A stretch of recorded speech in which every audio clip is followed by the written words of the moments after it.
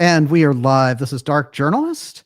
What a fantastic crowd that we have out there in the Ideas Room tonight already. Of course, tonight I am joined by the lovely Olivia. Hi, everybody. And Olivia, the heat is on, as they say. The global situation is getting kind of unmanageable, shall we say. And tonight we're going to take a look at a very interesting set of developments that correlate so much with what we study on this program, which is all around X-STEGANOGRAPhy. And a lot of that includes Elon Musk this round. And we're also looking very deeply at some of the movements around the presidential race for 2024, which I have to say this time matters a great deal. And we need to kind of pay attention to that and slough off a lot of the cynicism about politics this time around, just this once. And hopefully I can build a better future, because we have some very interesting points we've been covering in the last 2 episodes. What you got? Oh, no, you don't want to know. That's great. But it seems to me that there's a move with this whole candidacy of RFK Jr. that, we're moving into a totally different era with this presidential election and Trump's return and the attempt to knock Trump out via legal means. We've been doing reports on these, and today is another special report on this. We're going to go about 90 minutes with this tonight. And of course, speaking of RFK, 3 different events coming up. He's launching his presidential campaign, and it's a huge earthquake because he's been able to stand up to that machine and really deck it and tell it like it is in terms of all of the incredible scandal around Fauci and everything else associated with the kind of pharmaceutical COVID takeover that's been happening. Now, what's interesting is, who's the bigger enemy of the media at this point? Is it RFK Jr. or is it Trump? This is the great question. So for me, this shows that we're on the right track with these candidates, and that the people in the middle, the Bidens and the others, are the ones who are really, have the establishment on their side, and they need to keep the war machine going. So that's what we're going to be looking into tonight. I'm also going to share some very interesting correlations with what's going on with the new UFO Arrow group and some of the hearings that they're going to be holding on the very same day that RFK Jr. is announcing his presidential bid. So it looks like all the stars are aligned, Miss Olivia. That's the way it works. Karen Carpenter wants to know, is Daniel planning to attend RFK Jr.'s announcement gathering in Boston on April 19th? Well, we do everything we can, but there's 3 different events coming up, so we'll be at one of them for sure. And I do think it's a historic piece that we're looking at in relation to this. And, the kind of earthquake of his candidacy is going to rumble through from April 2023 to November 2024. So it's going to be a major factor in any case. And there's been a lot of different things thrown around. We were onto this early, and frankly, I knew he was going to run. I had information that he was going to run, and so I've been anticipating this, but still to see it happen in real time is a totally different matter. So we're watching this kind of take off, and it is the Democrats who are flipping out about his candidacy. In fact, you will find that there's a lot of room in the middle for agreement between Democrats, Republicans, Libertarians, Green Party, whatever it is. And he has a lot of those elements to him. So he's maybe he will be kind of this legacy Democrat family. In looking at the Kennedys, they have the incredible legend of the work and public service that they've done. But the Democratic Party is no longer the Kennedy Party. And this is maybe a chance to recapture that. At least for this go round when it's so crucially needed. And on the other hand, you have Trump up against the establishment. He's been in there once, so he knows all the rules of the game, and they're doing everything they can to keep him off the ballot. So on both sides, we have a struggle, and it seems to me the best possible outcome is to have on the Democrat side the nominee be Bobby Kennedy, and have the nominee on the Republican side be President Trump. And that will serve the country well. This other thing that they're building up with, Biden DeSantis or something, that, everybody gets screwed in that equation, unfortunately. But this is a very interesting one, and it comes in on the heels of this really kind of remarkable UFO piece. So 2024, they're going to have the kind of false UFO disclosure at the ready. And certainly we can get the real thing. But if we're not careful, we're going to wind up with more of the same, this kind of centralization program and the biometric surveillance and fascist state piece that we're moving into, like Europe is moving into, like China already has. Or we turn the whole thing around and that disclosure that comes out is of a positive nature and alludes to genuine transparency. But it's going to be one of the two because there's going to be some kind of disclosure as part of this campaign. Mark my words, you heard it here first. Everyone, you're watching the Dark Journalist Special Report. Tonight, we're going to give you a special look at Elon Musk, X, John Trump, and also the whole fascination around X-STEGANOGRAPhy and how it relates to these innovative technologies. What is it all about? What is the X-STEGANOGRAPhy program all about? Well, if you've been here, you've seen over 150 episodes of what it's about. But when you drill it down to its core, there's a predictive aspect to a lot of the information. And this is something I want to put across about the mystery schools in general, which is when they're giving you information, built into it is a kind of timeline. And the more that you can read between the lines going back into the public mystery schools of theosophy, the Casey work, Gurdjieff work, Rudolf Steiner, then you're moving the flow of that information that they were leaving out there and saying, you can have this. You have the ability to use this as the train tracks going forward, or people could ignore it. And so it's a very interesting thing when you find out the different stories that people send me, because we do so many shows here about the mystery schools. They'll send me emails and they'll say, I picked up a Rudolf Steiner book in 1995 and it changed my life, and they'll talk about the unusual circumstances of finding the book, things of this nature. And then someone else will write about how they first heard of Edgar Casey because their mother was sick, and they found something about holistic health. So it was just a series of very interesting ways in which people discover the material. But the material, especially of those public mystery schools that I mentioned, is very different than a lot of the things that we see out there, kind of co-opting a false, sort of a military, industrial, spiritual entertainment complex.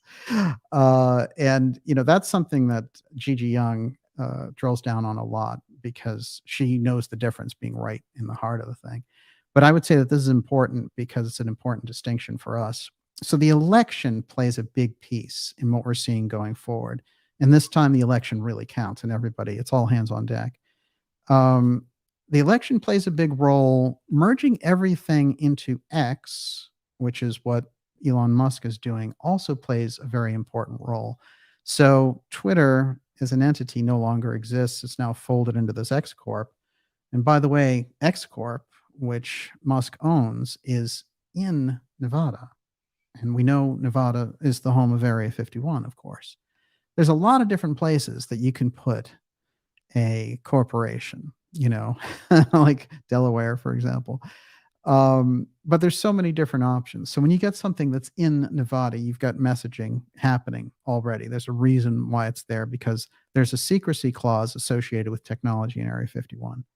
So we need to understand the roots of the players and the game that they're playing in order to deal ourselves in a hand. We need to keep that in mind. So the best way that we can do that is to get a handle on how the UFO file relates to all of these matters: the election, Trump, Tesla, Elon, who has a company named Tesla, and a lot of the power play that we see going on in the background. We don't have the usual surface fighting going on in this election either. You know how they used to do, really kind of superficial things going after each other, like I'll lower Medicare, I'll raise Medicare, all that kind of stuff. That was the kind of stuff we were used to almost till about 2012. But the whole paradigm shifted after Trump because, one way or another, he broke through that wall of silence. And then they had to show more of who they were. And the establishment, the deep state establishment, bared their own fangs on this. So we got a much better look at who's running the show and just how crazy they're willing to act. The problem is a lot of people at this stage of the game expected to be further along with the evolution of humanity. And unfortunately, the faster the technology rolls in, the worse the players become. And the people at the top, the Bezos and Zuckerberg and all those people, they're very undeveloped people in terms of, their emotional structure, their psychological structure. They're just obsessed around the power idea, and they love the idea of morphing into this technological consciousness. So unfortunately, we're not on the tech side, which is really the leading edge. We're not getting the types of leaders that we need, and certainly not on the political side. But this time, on the presidential front, maybe that's going to be different. Let's get into a few reasons why this might be a decidedly different kind of affair. First of all, I want to play this right off the bat because we're going to get into the weirdness immediately. And the weirdness in this case is Trump doing an interview with Tucker Carlson. It's kind of one of his first big sit-down interviews after this ridiculous case was raised against him in Manhattan over Stormy Daniels. And I mean, this has got to be, grasping at straws dramatically. But we went over the Bragg case, and we all know it's a hollow shell. Even the Democrats know that. So there's something, strange there. Somebody paid him off to do this. But let's listen here and find out what Trump is talking about exactly. This is him just a little bit into his interview with Tucker Carlson. He starts musing about John Trump, his uncle, who was at MIT and was a big piece of the UFO file, according to my research, and was the what's interesting about this is we have to remember John Trump this way, which is he is being mentored by Vannevar Bush at MIT, and he gets him into the Rad Lab and all these other things. So we have to remember this about John Trump, that the person who controls the UFO file, Vannevar Bush, is, John Trump is his protege. So this is a crucial piece if we're going to understand the battle that's going on in the background. Here's Trump talking about his uncle. It's a very short clip. My uncle was a professor, a great professor at MIT for a long time. I think he was the longest, Dr. John Trump. And he would talk about a lot of different things, and it was very interesting to me. For years, I talked to him. Passed away. He's a great, great gentleman. I think he's the longest tenured professor in the history of MIT. But if he wasn't, he was very close because he was there for almost 40 years. And we talked about things, and he said, someday they'll have a suitcase, and in that suitcase, it'll be nuclear, and you'll blow up New York City out of a suitcase. And I said, no, Uncle John, that can't possibly. He's right. The power is so incredible. You can fire up a submarine and run it for years on essentially a tablet. Run it for years. So. All right, that's enough of that. Well, this is the interesting thing. Trump, in his interview with Tucker, is giving us a lot, actually, because he's dealing a card in the background there by talking about John Trump, which is, there's no precedent. There's no question. Hey, what about your uncle? He just brings him in. So it was President Reagan who decorated his uncle. And it's interesting, too, because the programs that Trump was associated with, John Trump, were highly secretive. So we don't know the full extent of why he was being rewarded. But we can take a hint from something that's very interesting hanging out in the background on this as well, which is that John Trump is someone closely associated on one hand with the UFO file, and on the other hand, we know that it's Vannevar Bush who gets him in to look at Nikola Tesla's papers. Now, this story has got kind of wide, it's been broadcast far and wide now, which is a great thing. But we've been looking at it for a while. And one of the things I want you to understand about that twist is that having knowledge of the UFO file on one hand and of the Tesla technology piece, which is the X-Tech, having knowledge of both of those makes you kind of a major player. So if you share that information, say with your nephew, and then he gets into a power position, then that nephew is going to be on everybody's radar, which explains, I think, a lot of the hype around Trump in political circles, beyond just the kind of bitter sniping that goes on in politics generally. Speaking of X-STEGANOGRAPhy, here is the death mask of Nikola Tesla. And it's interesting because, I said Nikola Tesla for years, and I heard a lot of experts saying, well, no, it's Nikola. So I started saying Nikola. But then I hear John Trump, who went to get his papers, calling him uh, Nikola Tesla. So it's a hard one to figure. But you can see there's X-STEGANOGRAPhy even in the bust. And it's the American Association of Inventors that put this together. Tesla was so important and so crucial, but there are important pieces of technology that have been left behind from a number of different circles. So Tesla's is certainly one of them, and the mystery school piece goes along with that. Now, we hear a lot about hidden technology or technology that's been bypassed and in favor of oil and other things. So they have the technology at their fingertips, but they never wanted that to come forward. And you've seen a lot of, breakthrough energy movement and things like that to try to get this conversation going to a deeper level, but it never has achieved it. And so, try as they may have, that whole thing, 0 point energy, all these different types of things, has not been brought before a mainstream audience. Most people don't even know what you're talking about in relation to it. Now, here are a few keys for us to set this whole thing up. Tesla is the name of the company, of course, that makes all the electric cars that our friend Musk owns. And that's the company that really made him super billionaire. Because actually, when I went through his finances over the years, he was doing pretty well with the other companies. But it's that company, and it's during the pandemic that the whole thing takes off. And he goes from having maybe 15 or 20 billion to having 280 in 2 years. So that's a big change. And then after that, he becomes Mr. I'm Twitter guy, I'm Starlink guy, and all the rest. So there's something behind that whole piece and that whole operation, which I'm going to get into. And the X is, in fact, the key to the whole piece. And this is going to help us tonight as we go along. Everyone, you're watching the Dark Journalist Show. This is a special report for you on a Saturday night. We'll be back in our usual Friday night spot next week, but special things are going on here. And I want to remind you before we go any further to sign up for our newsletter. That's a free newsletter, and it keeps us in touch through this kind of remarkable censorship that we're witnessing. And, it's not, I've been used to it because of the way that things go and the kinds of topics that we cover, which you really can't find anywhere else.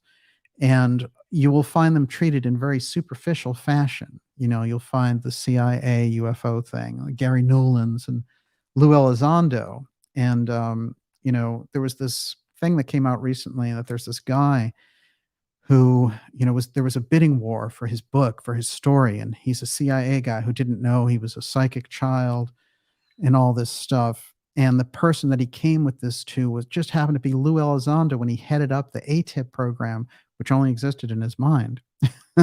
So that's the kind of stuff that they have ready for you. They're going to load out this junk. And by the way, that whole story comes from Project Camelot by way of being pilfered later by Corey Goode and all those types of people. But the original stories came up in the early Camelot thing, and they knew about programs. They'd heard about programs that were like this. This thing is such a rerun. And the fact that they're using Elizondo and they're putting in the kind of press releases about this thing, this whole thing about Elizondo leading ATIP, which we know ATIP, even he admitted, is only an activity. It wasn't a program.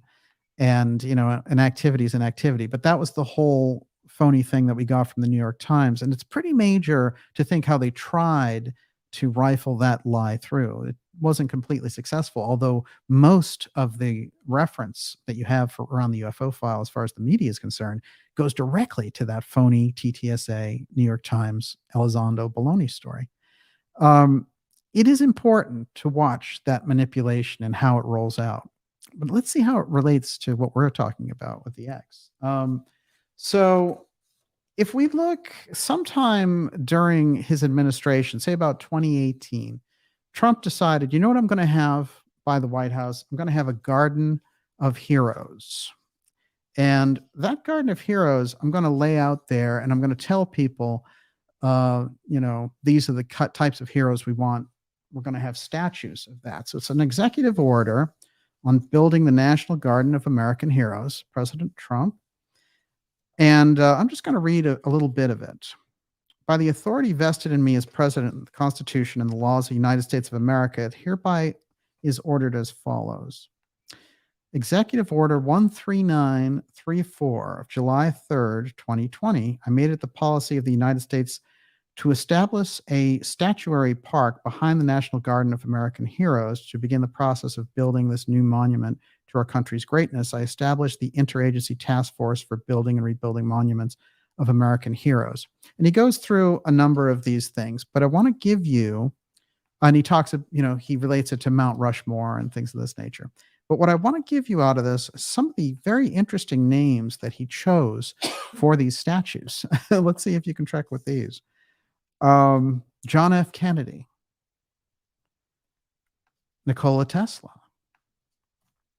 John von Neumann, who apparently also had control of the UFO file after it was passed from Vannevar Bush, Arthur Compton, and then it goes to Neumann, who also was instrumental behind, the atomic bomb.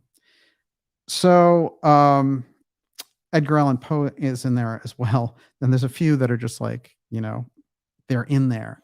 But think about this. Trump wants a statue to Tesla in his national monuments. As soon as Biden gets into office, what does he do? He completely rewrites and eliminates the executive order, gets rid of the American Hall of Heroes statues, the whole thing, scraps it. And that's unusual because presidents will cancel out, each other's executive orders for this or for that, but not for projects like libraries or statues or something. Biden went out of his way to actually scrap this thing. It's also interesting that he started with 30 people that he was going to set this up for, Trump. And then before he was done, the last day in office, he added another 2,000 for it. So he wanted this thing to be a massive Hall of Heroes. The inclusion of Kennedy and Tesla, I think, is particularly remarkable, especially when you look at the crisscross of personalities. So here we have Trump creating, this honorary statue to Tesla. We have his uncle, of course, going through the Tesla papers. Now, John Trump, who was a scientist at MIT, and I've gone through his story extensively on this program. And there's a video up on the channel called Tesla Trump and the Time Capsule that gives you all the information on it. And there's a series of them. But to make a long story short on that, John Trump does something very interesting, which is when he gets called in years later, he reveals exactly how it happened that he was looking into this information. And he said that they wanted him to look into information that Tesla had about taking flying objects down at a very long distance. And so, you're sitting somewhere, you press a button, you bring down a flying object, maybe an unidentified flying object. But this was the thing they were most curious about. And Tesla had apparently been operating on this level with the King of England and other people saying, if you need help against Hitler, I have this weapon and I will, work on it with you and give it to you to defend yourself against Hitler. And it's quite interesting because the fascination around this is that, Tesla had really developed so many different innovations in his lifetime, including alternating current, that the people on the inside knew that he had all of this kind of talent, and he was constantly hounded and blackmailed and had to write his stuff down in code and all the rest. So we have an unusual situation there with Tesla right off the bat. Remember, one of the things he wanted to do was create that tower that would beam wireless energy. Originally, they were saying, well, we want this, you can do these communications wirelessly. Wow, that's incredible. Show us how you do it. And they paid him to make this thing. And he said, not only that, I can beam energy to people, so you don't need this whole thing about the electric company. We can beam it from these towers. So they were into it right until then. And JP Morgan and all the other guys said, oh, not only do we need to withdraw our financing from this guy, we need to keep him locked in a box, and that's how Tesla was really from, say, about 1910 until his death in 1943, he was not allowed in on the bigger projects, and he was kept down. His name was kept out, and his innovations were kept underground. Um, and so his own story is quite fascinating. The crisscross of history, with John Trump being the one to go in and examine his papers for the FBI and for the alien agencies, the foreign people who are in the country unnaturally, supposedly, even though he'd already been here 40 years. So this whole piece brings us into a different territory of understanding this. Then we flash forward later to Trump talking right now. I mean, this was just 2 days ago, talking about his uncle. Again, messaging out this piece. The uncle, remember, is deep in the UFO file. The uncle, remember, is deep on the Tesla side. So we have that happening. And then we have somebody else coming out and saying, I'm X this, I'm X that, and I have Tesla cars. So if you really start to thread it together, the picture becomes a lot more clear. The thing about the X piece and why we were able to tell you when we started the X-STEGANOGRAPHY show that the X was going to be the crucial piece is that the steganography has nothing to do with it doesn't have anything to do with the conspiracy, or it doesn't have anything to do with prophecy or anything like that. What it is it's a labeling system. So it goes back into ancient times that the initiates were able to keep the X-STEGANOGRAPhy throughout, and they did it for the most secret of rituals. And this is where we get things about the Osiris rituals and all the rest. And it goes that far back, but it goes back beyond the Egyptians as well, because most of what the X-STEGANOGRAPhy comes out of is that tradition of holding the technology from the people and the other priesthoods who were abusing it. And that's how Atlantis got into trouble and created this entire situation. So what we're looking at when we get into steganography is a secret system of one person who knows something, communicating it to another person who knows something without anybody catching on in between. And they have to do it on such a wide scale that they can't, just communicate in little secret ciphers and pass messages back and forth. So what they do is they do things in public that people can read. Now, this whole concept, which went back, like I said, you can find it in Egyptian times. The Mayans had it as well. But the X-STEGANOGRAPhy, I believe, came out of the Egyptian mystery schools and went to the school of Pythagoras and other schools like that, who just over time carried it. And that's why when you get the great story of Sarmung Brotherhood and Gurdjieff and all that, that's the essence of the idea that they preserved for humanity. That's the whole Noah's Ark piece of this, which I think is crucial. But the next thing I think for us to understand about it is that the X-STEGANOGRAPhy, when it gets to around the 15th century, we have Johannes Trithemius. And Trithemius is a very unusual person because, first of all, he doesn't have a traditional education. Nobody seems to know what his early education was all about. But at the age of 21, he becomes an abbot. And he does a series of mystical rituals. And he decides these angels are here and they're here to help us, and this is how we can contact them. And his work is so advanced that he realizes if this gets around, that he's going to be burnt at the stake, basically. And so what he did was he came up with a series of ways in which to hide what it was he was trying to experience and tell people about, so that when it passed through different hands and they looked at it, it would look just like a normal religious dissertation. This is Trithemius here. And like I said, his background gets us into unusual territory. But one of the most fascinating pieces about this is that it's John Dee who will use his book on steganography in order to conjure these angels and people for Queen Elizabeth. So inside the book, Steganography by Trithemius, is this unusual, heavy overview on how astrology is wrapped up with the destiny of people and nations and all the rest. And it's such a heavy overhang that you wonder if that isn't part of the steganography that's going on. But here's just a little bit for us to get our heads wrapped around what steganography is. And for tonight, we'll take your questions in the last part of the program. And Miss Olivia, we'll have those going. How are you doing out there? Doing fantastic. Fantastic. What do you got? I can actually answer the question about what is steganography. Yes, please do. Alchemy by Angela says, the practice of concealing messages or information within other non-secret text or data. Absolutely. And, you know, what's interesting, traditionally, steganography is used, you know, like I said, all the way back through the Egyptian times. Trithemius says the Greeks used it. They called it a page within a page, or writing within writing.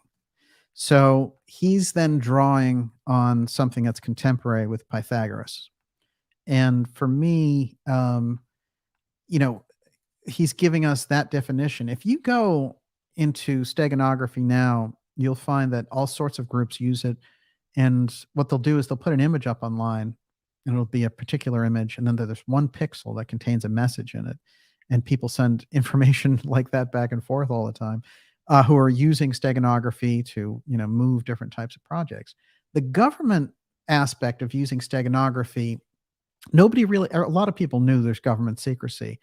But one of the things that I almost accidentally figured out was that they were using X-STEGANOGRAPhy to move the UFO file through various government agencies. So anytime they needed to do something to exercise this technology, what they would do is they would take the name of the project, they'd put an X in the front of it, and then the whole project would go black, and it would come back as a different project with the same X in front of it. So everyone knew how to follow it when it went into black projects and when it became a public project.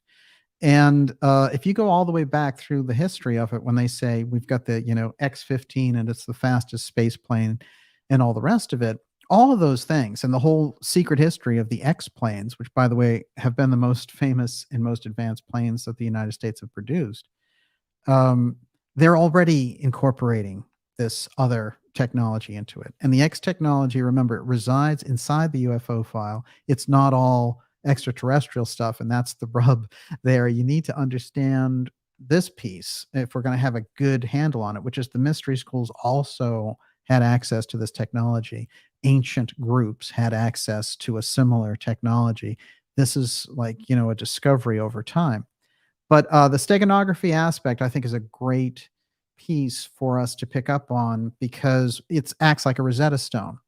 So, you know, the story of the Rosetta Stone, they find this in the Napoleon discoveries in Egypt, and it takes 20 years, and then Champollion decides, oh, wait a minute, we've got this in 3 different scripts. One of them is Greek, but we have hieroglyphs here, so that's the same message for all 3. You know, we've got Egyptian, Greek, and hieroglyphic Egyptian. That's how they solved it. Up until then, it was just a lot of nice pictures all over these walls. Well, this is kind of how it works in this realm, which is you're going to go down into a place where you use a key to unlock the symbolism. And I guess in their case, you know, they got lucky and found the Rosetta Stone. That's the official story. Or did somebody have that a long time ago? Probably did. But with us on this, the X-STEGANOGRAPhy piece started to, in all my investigations, show up around very unusual stories relating to the UFO file. And then that whole thing about the X-Files and the TV series and all this kind of stuff comes directly out of the fact that Guy Bannister had developed the X-Files for the FBI in the late 1940s.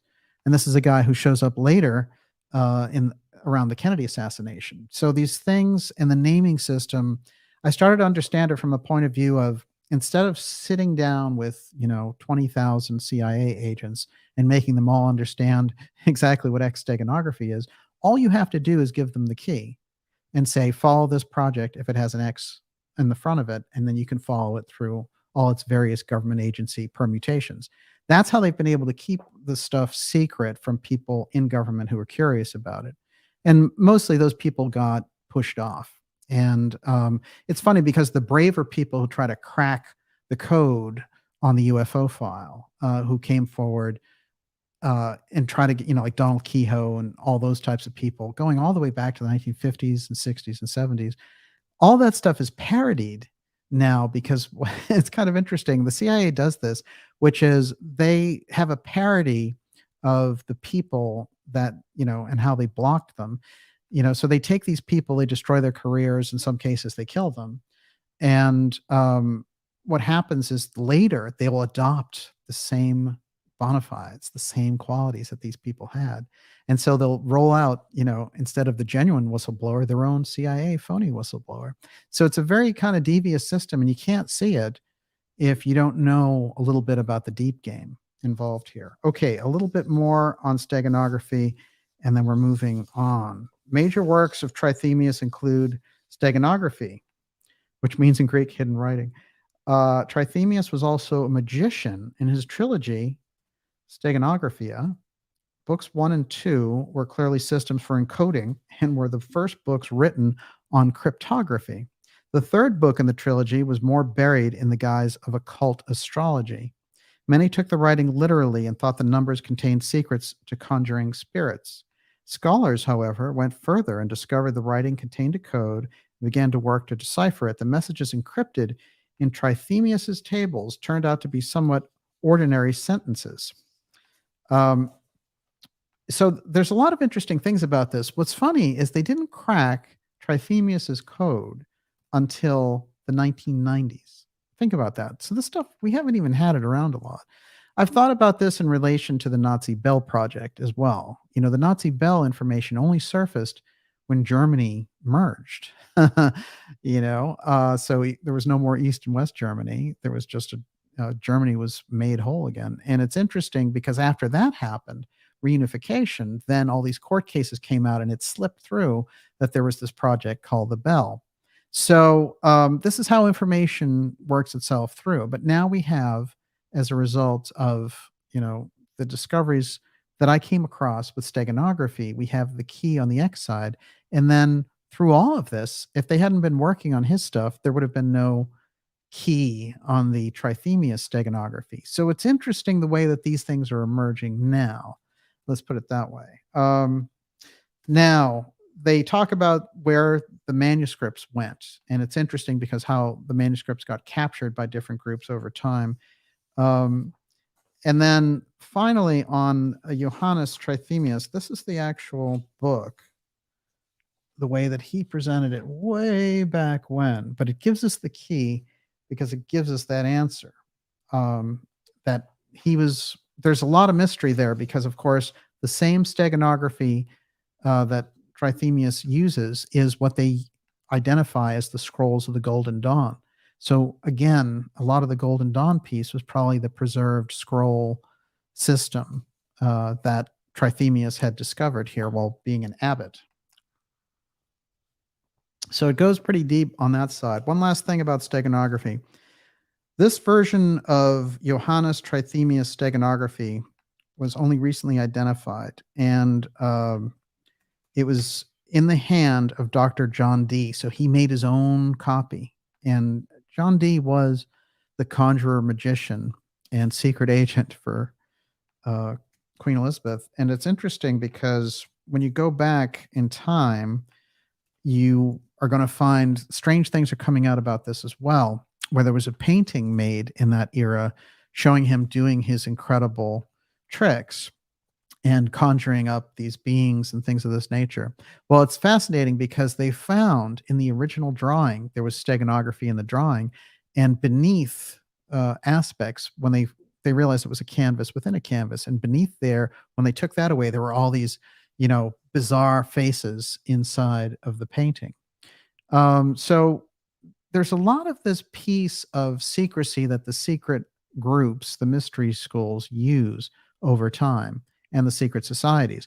When we get into our era and we see someone as big on the corporate side as Musk is, using it in a flagrant fashion, to the point where he's merging Twitter into his X Corp.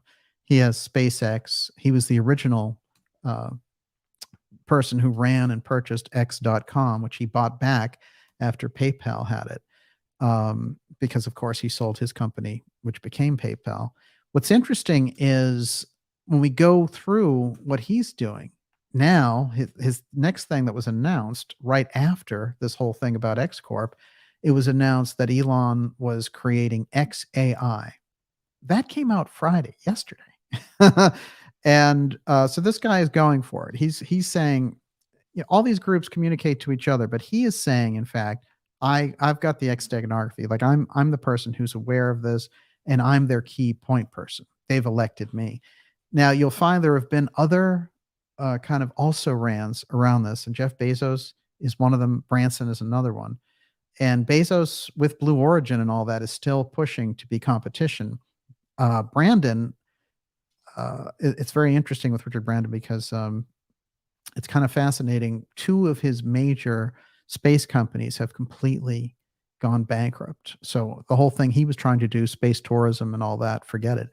Bigelow Aerospace, we hear a lot about them because around the UFO file, this guy was like, I'm going to build space hotels and all this kind of thing. And his company was a pretty big player on this. And, at a certain point, everybody, SpaceX, Bigelow Aerospace, and these other companies were basically all on the same level, Virgin Atlantic.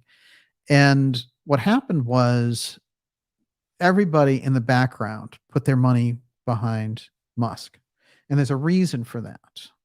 But we also have to acknowledge the extraordinary fact that this guy was not in anywhere near the kind of influence that he was even 2 years ago. So the fact that he's at this zenith of influence and he has a company that's going underground again in Las Vegas, there's that Nevada tie-in. Well, he announced the next thing that they're going to do with this boring company is create this tunnel system under Fort Lauderdale. Well, that's right in the hot zone. So it gets interesting.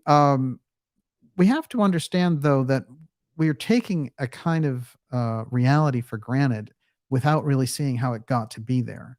And so when we take into account some of the symbology that's being used, we're going to get some of those answers. That's what we're going to try to do. Anyway, tonight, everyone, it's great to have so many of you here with us. This is a special report for you.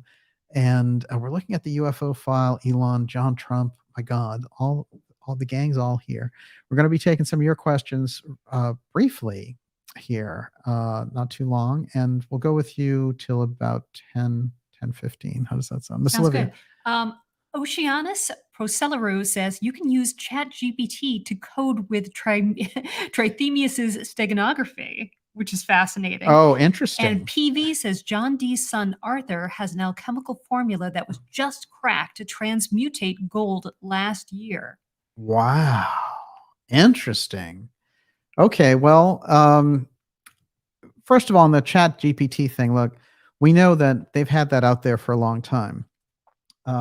By themselves on the inside rather. And so they've let it out recently as something, and now they're starting to say, oh, there's dangers to AI and all this stuff.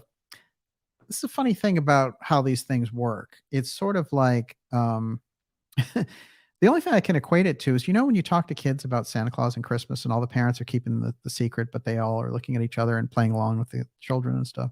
This is basically how it is when they talk to us about these things, the UFO file, AI and all this stuff. They already know a lot of this. They don't know the ramifications of bringing it public. I think that they study that, and so they study reactions a lot. But I think it's kind of amusing the way that they do this, because it puts us in this position of being like, oh, you're talking to us like we're 7-year-olds. And the AI battle of like, if we don't stop, within 6 months, have a 6 months break on AI. So what we have there is an attempt for people who are pushing the whole technological angle to look responsible, to be like, oh, I'm signing on because this is dangerous. Of course, it is dangerous, but they've been kind of creating and cultivating this dangerous environment for quite a while. I actually want to go back a little bit further in time. Let's see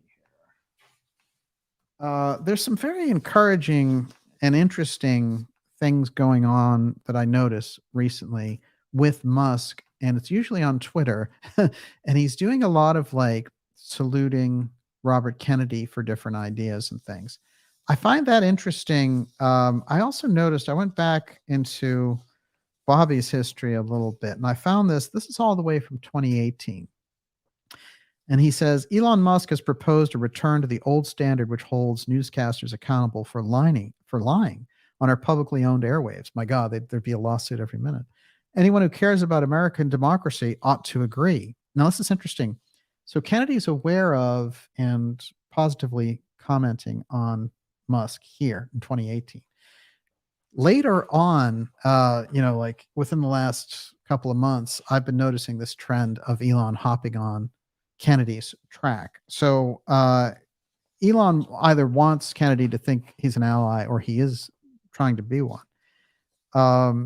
But for my money, when you're dealing with Elon Musk, you're dealing with multiple individuals, because when you get that big, just like Howard Hughes, when you get into a certain place, it's a network that's running you. So yes, you're still an individual person, and I don't think he has doubles or anything like that. I mean, sure, he has celebrity doubles for when he goes out, but he doesn't have clones or anything. But what's interesting to me is, they become kind of combination people, and so you're no longer dealing when somebody attracts that much money, attention, and power. They're being given that license because they want this to be, they're like, this guy can make this idea fashionable. And you'd like to think, oh, it's like free speech or something he can make fashionable, or space exploration. Those are the positive things that he's talked about to bring to the table. But unfortunately, with Musk, there's also Neuralink, which is trying to convince people basically to open up your skull, put electrodes in there, and let these different AI programs run. And now they've been able to couch it in terms of like, oh, we can help people with disabilities and things with this. But then he goes further and says everybody's going to want this eventually.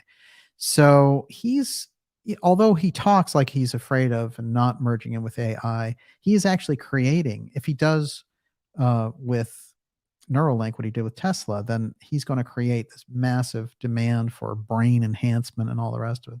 And that is the whole psycho-globalist dream. So this guy needs to decide, like one side of his brain needs to talk to the other side of his brain and decide what exactly do you represent.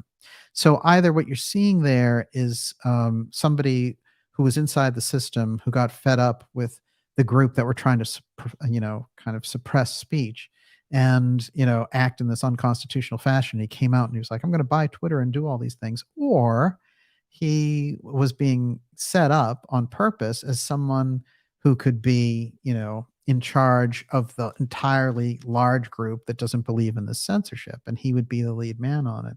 And then that would make it easier for people to accept things like, brain chips.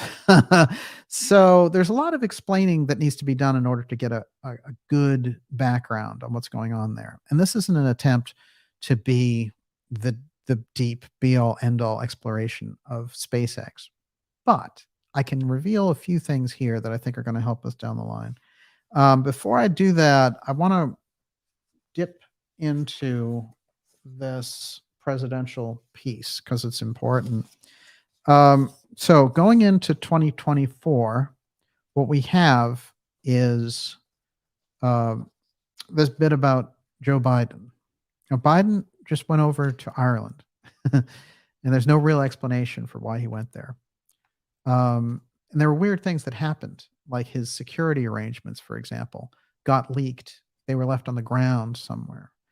So there may have been weird messaging there too. But on his way out in the plane, Biden was talking to RFK Jr.'s mother because it was her birthday. And he called her out of the blue to say, oh, you're such a great woman.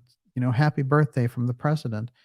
And, by the way, Robert Kennedy was the inspiration for me and how I got into politics. So if that isn't a kind of dirty, manipulative move, I don't know what is. But just think about the kind of combination of circumstances of Bobby announcing that he's running against Biden, and then Biden pulling up a phone and calling his mother to congratulate her on her birthday. I mean, certainly sketchy. But these are the main stories, and these are Democratic publications. Biden poll numbers look grim as he preps for re-election bid. He runs neck and neck with both Trump and DeSantis.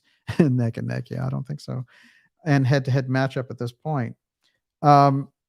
But, even they are admitting that he's in the worst shape of any president. In fact, with his approval numbers in real numbers in the low 30s, and people just seeing him stumble around, even the Democrats want to get rid of him at this point. So we're getting into interesting territory as far as he's concerned. What are they going to do there? Now, one of the pieces that we're looking at in relation to how they're going to build up this situation on the Biden side is they're going to go into New Hampshire and they're going to tell them, you can't run your primary. So they've been telling them this. They took the money away for it and all the rest of it. And they said, if you dare to try to do this without our approval, you get no more money anymore for anything. And by the way, there's no debates either. So they're in a situation where, the Biden forces want to keep him in there, but there's a large group inside that Democratic tent and they want to run somebody else. So we're going to find ourselves in such a kind of, battle royal when we get into 2024, and the seeds are already being put out there. But those low numbers that Democrats are talking about in relation to Biden show that they're planning. There's one faction in there that's planning the big deep six on old Joe.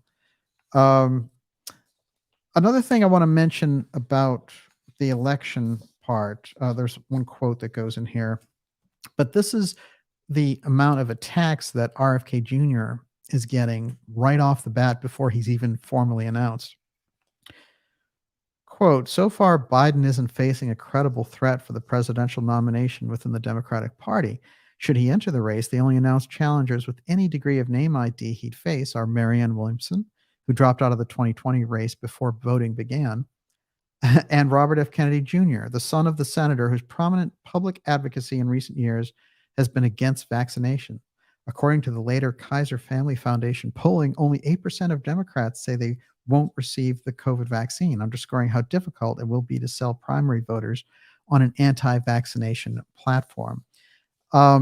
So what they're basically telling you is that the entire Democratic Party is captured by pharmaceutical interests, and they could never elect somebody, who's gone against science and all the rest of it. Well, interestingly enough, Rasmussen ran a poll of Democrats, and in that poll, Kennedy got 24% of the vote, 24. And he hasn't even formally announced. I mean, we know he's running, and he's going to announce on the 19th. But, think about that. That's the name recognition. That's the power of the Kennedys in the Democratic Party, and don't underestimate it. So what they need to do is continue very much with the hit pieces, and they're getting to a point where they're starting to hit in the last week more at RFK than they are at Trump. That's remarkable. I didn't think I would see that one. A little more on this.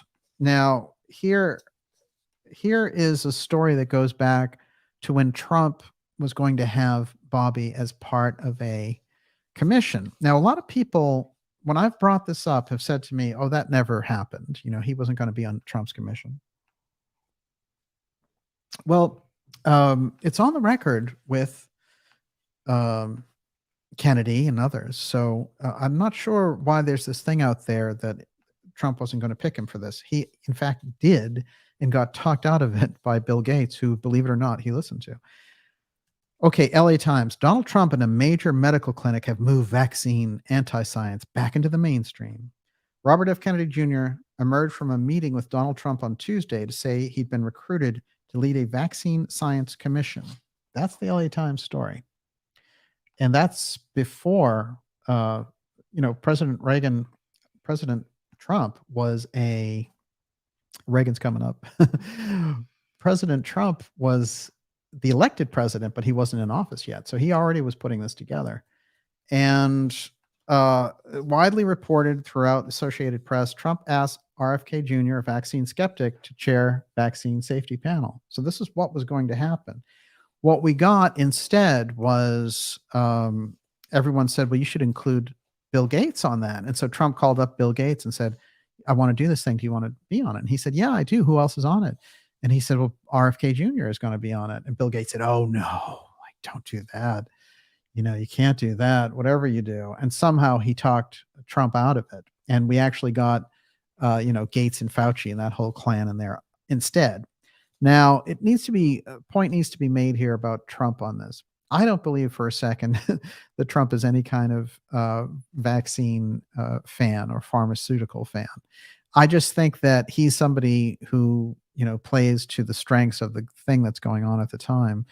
And I think that he, in general, with what he was doing, was so overwhelmed when they brought in the COVID thing, bringing it in, uh, you know, on this worldwide basis and all the rest of it, that if you were, as a president, seen not to act, then, I'm sure that he thought his reelection was in jeopardy and everything else.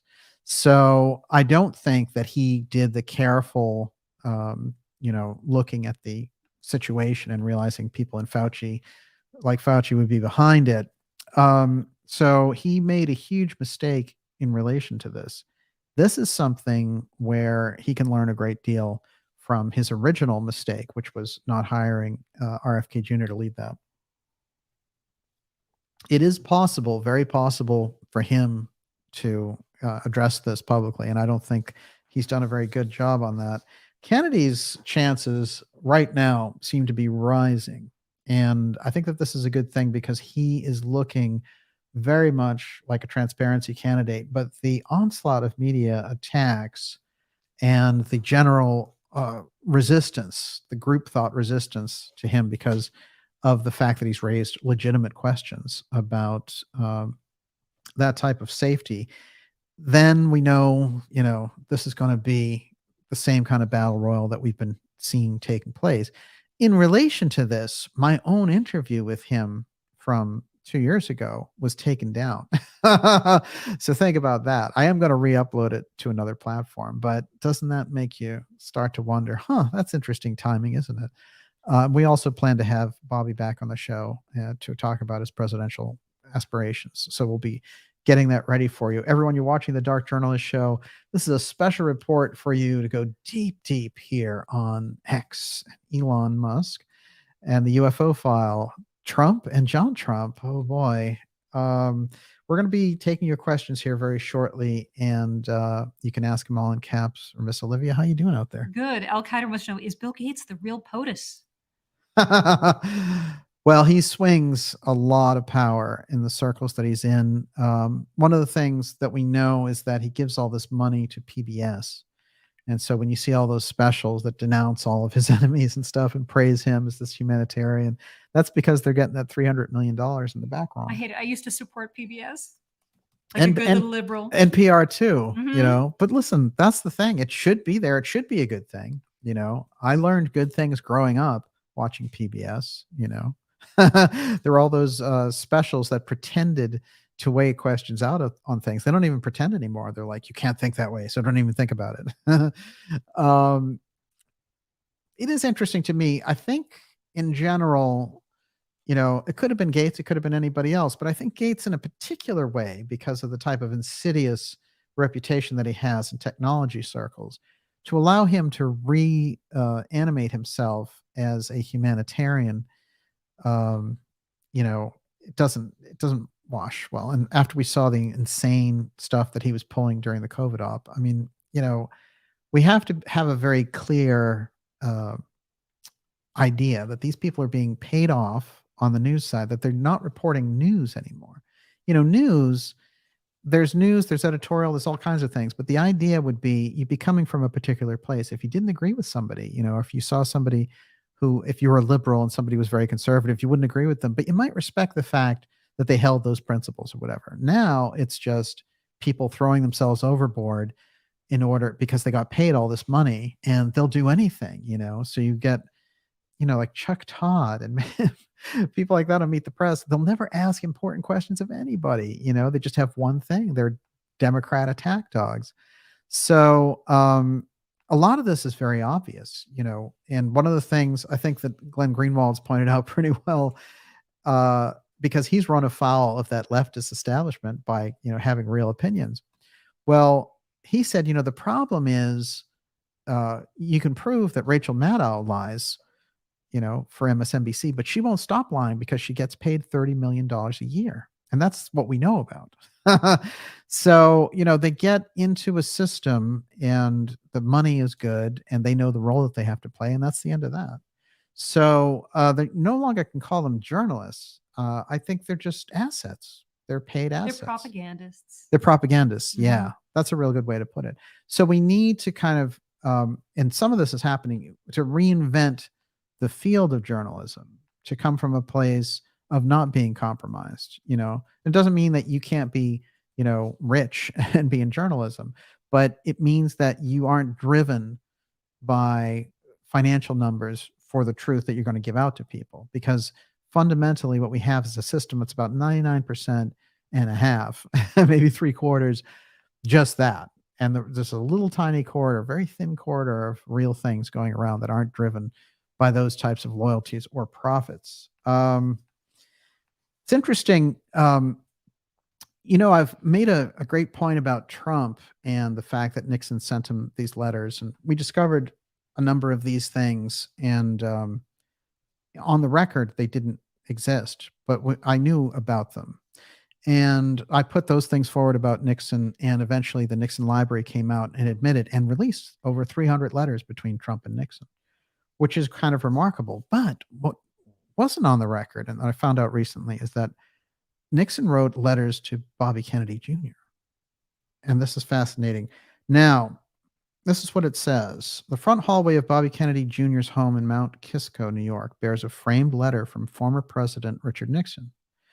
Quote, while your father and I were political opponents, Nixon wrote, I always respected him as one of the most ablest political leaders of our time. The note, dated June 24th, 1985, hangs across from a letter Bobby sent his Uncle Jack in 1961 requesting a visit to the White House. Once there, Bobby presented then President John F. Kennedy with a salamander. 4 decades later, Bobby, 53, is one of the country's most passionate environmental activists. This is from 2002, and it's Oprah Winfrey who's writing it. Think about that. Oprah thought Bobby Kennedy was the greatest thing in the world, but now he's going to be, her arch enemy because he's against Fauci and that whole gang. Interesting, isn't it? The way that the wheel turns. But I think the letter theme coming through on Nixon is quite fascinating. Something that I think maybe a lot of people missed, and I wanted to emphasize, by the way, that's a shot of RFK Jr. with his uncle, Jack Kennedy. Quite a remarkable history that he has. And, to know, I think, that history and the things that he was a part of in the family, and to, he has his own spectacular track record as a lawyer fighting for good causes, like against Monsanto, for example. And this is a guy who's taken on the entire establishment. And with his book on Fauci, I think he's basically established himself as a completely independent individual aside from this incredible Kennedy name and family. But the fact that he is part of that, I think, makes him particularly dangerous to these forces. And they're the same forces who want to control the country, and they're the ones who got rid of the Kennedys in the first place. Let's face it. Yes. I really wanted to mention this last time.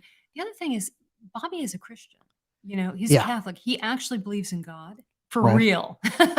So many of them fake being believers.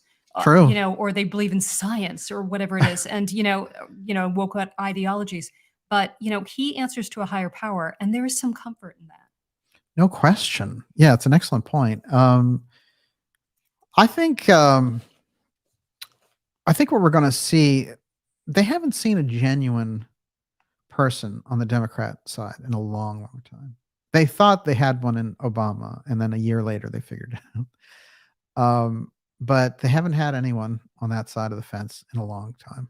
So the guys who stuck to their guns basically got so trounced by Reagan and Bush that the opportunists all came in, because the guys who were the genuine liberals and stuff, they got rolled over by the Reagan machine. And the Reagan era, that whole piece is very important for us to understand, because it's a different type of consolidation of power. It's a consolidation of power, yes, but it's a consolidation of power around the idea of making America something remarkable. And Reagan had this idealism. He was led into different types of programs, CIA covert programs and things of that nature. But he also negotiated nuclear reductions after everyone thought, oh, this guy's the ultimate hawk. He's never going to reduce anything. As it turns out, Reagan was the only one who ever negotiated reductions. People had organized limits before, but here he was taking the piles down. At one point, he sits across from Mikhail Gorbachev and he says, how about zero options? No nuclear weapons anywhere on the planet. Now, how do you figure that one? The only way they could have done that is if they had knowledge that there was another power source. It's just not the one that they talk about.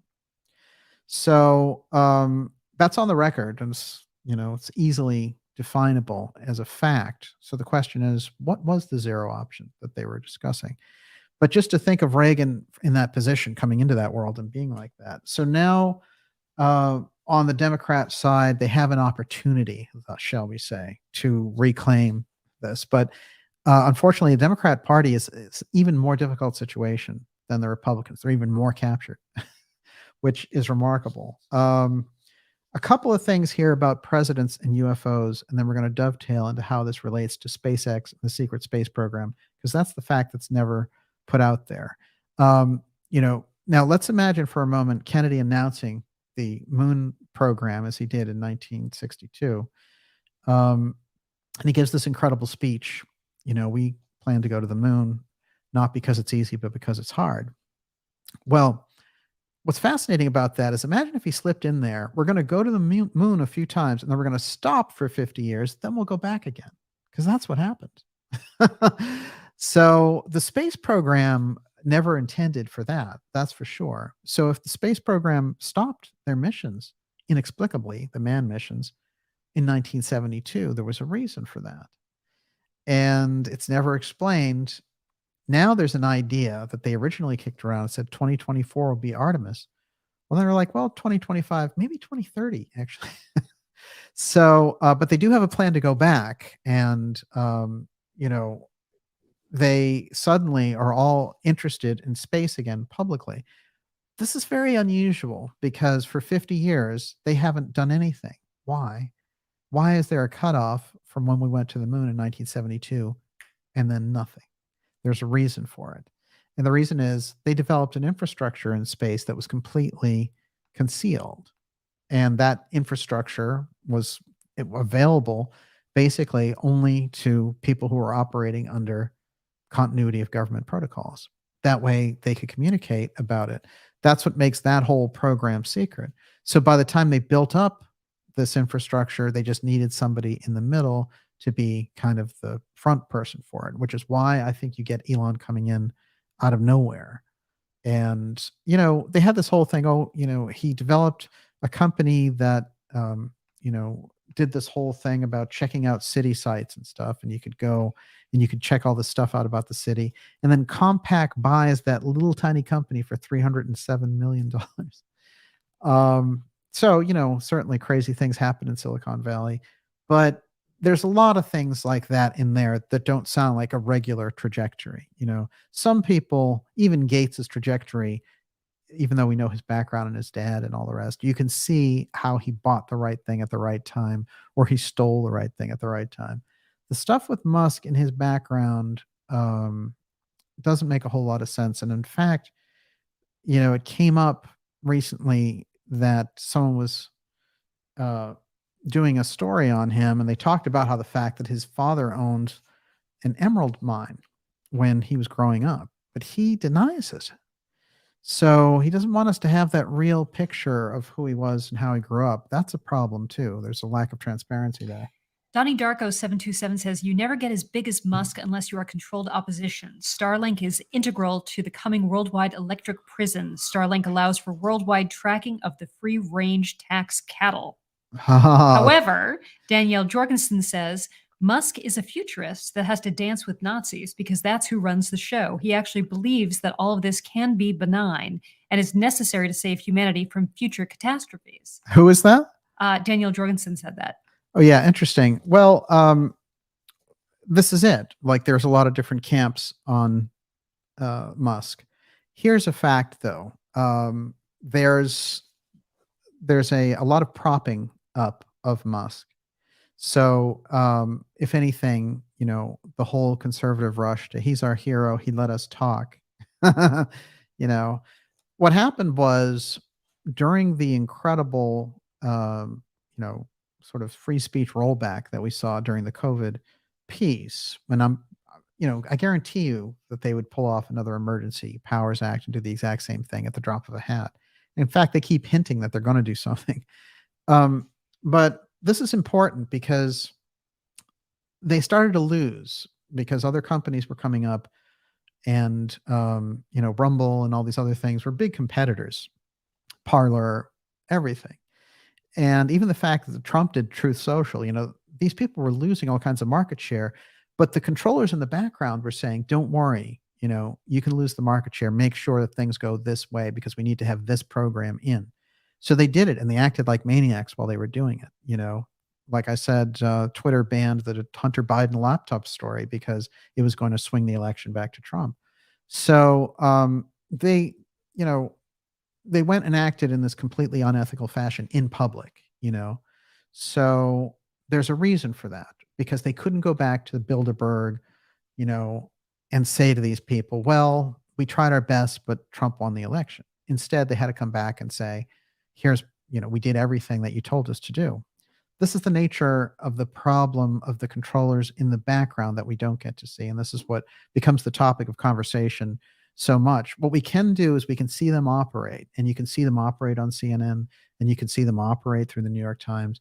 And it is in putting out these different types of things. One of the things that they'll put out, for example, in relation to racial conflict, and they will amplify these things until they create conflicts because they need that kind of conflict, because otherwise the whole thing does get exposed because people are starting to look at them. And groups like the New York Times represent an arm of the Central Intelligence Agency. The Washington Post is actually owned by the CIA. Technically, it was Jeff Bezos sold it, but the whole thing, the lineage of the Washington Post is a CIA publication. So the media plays a crucial role in the middle of all this because we have, on one hand, all this black budget activity going on. On the other hand, we have this black technology development that's going on.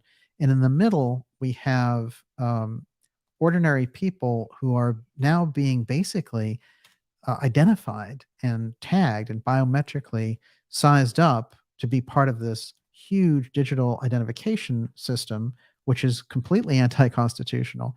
But when we say that, it's anti-democratic and everything else. But when we say anti-constitutional, those people that are doing it think of themselves as just some global entity that's going to control everything. They don't care about the United States Constitution. The trick is, and this is the ultimate kind of trip hammer in the whole thing, is that the United States Constitution, every official in the United States signs on to it. So they're bound by law to enforce it, from the president on down to the meter maid. So the Constitution has incredible sway, and it's a particularly powerful Constitution in the United States, which is why candidates who pay attention to the Constitution and who basically give us that information and say we're standing up for this, it's a whole different thing versus what we've been seeing. Can you imagine somebody like Buttigieg worrying about the Constitution? I mean, they just don't. And so that's the difference for the type of politics that we need to have. It's interesting though, because America sets the tone for the world right now. And if the Constitution can be broken here, then everything can go haywire everywhere. That's the point. So this is why it's so important to keep that trust there and to have that Constitution active across all levels. And it's worth the kind of inconvenience of facing off against really kind of massive and ugly powers that are deep in the system. This is the deep state after all. And remember, that term comes from Professor Scott, and he said basically, it's a combination of factors, including organized crime, intelligence agencies, financial companies, and financial powers, and then the contracting groups around the intelligence agencies who don't have to operate even with the level of legality that they do. So we need to understand what the kind of political slice and political setup is for us now. Everyone, you're watching the Dark Journalist Show, deep tonight on the political front, and also getting deep on the UFO file and Musk. Here's a couple of things I mentioned right off the bat. This story now is brand new. I mean, it actually came out yesterday, but it's new as far as they just discovered that Musk is doing this. So, as we saw, everyone knew, Twitter's dead. It's all X Corp now. So there's the X-STEGANOGRAPhy. Everything is going to float into this X app, the Everything app, and control everything from your laundry to your, paying your bills. This is interesting too because the X app and the Everything app, there's this illusion of this central system taking care of you. Because remember, in occult systems, everything is about service, even the negative groups, because you have to serve the different initiates and things. In Christianity, the whole thing is about service. You do service. So they know when they get into things where they're rolling out things like Amazon and the X and all the rest, that the idea of service performs a occult interchange.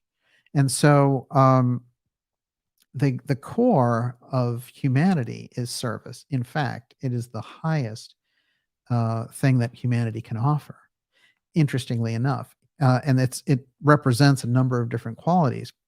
What's fascinating is how they can take that and kind of turn it into a slavery system where you're stuck inside the service. So there was a Brave New World flavor to this. Okay. So the next thing that hit was Elon Musk creates new artificial intelligence company X.AI. This is brand new. Name of the new Nevada Incorporated organization suggests link to billionaires' interests in Everything app.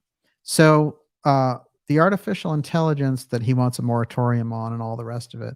So he's moving forward with AI and Neuralink.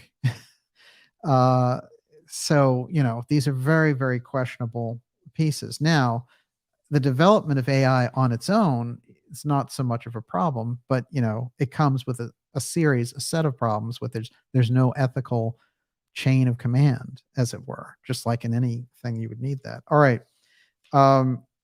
Going back April 4th, Twitter Inc. quietly revealed a major development. It no longer exists.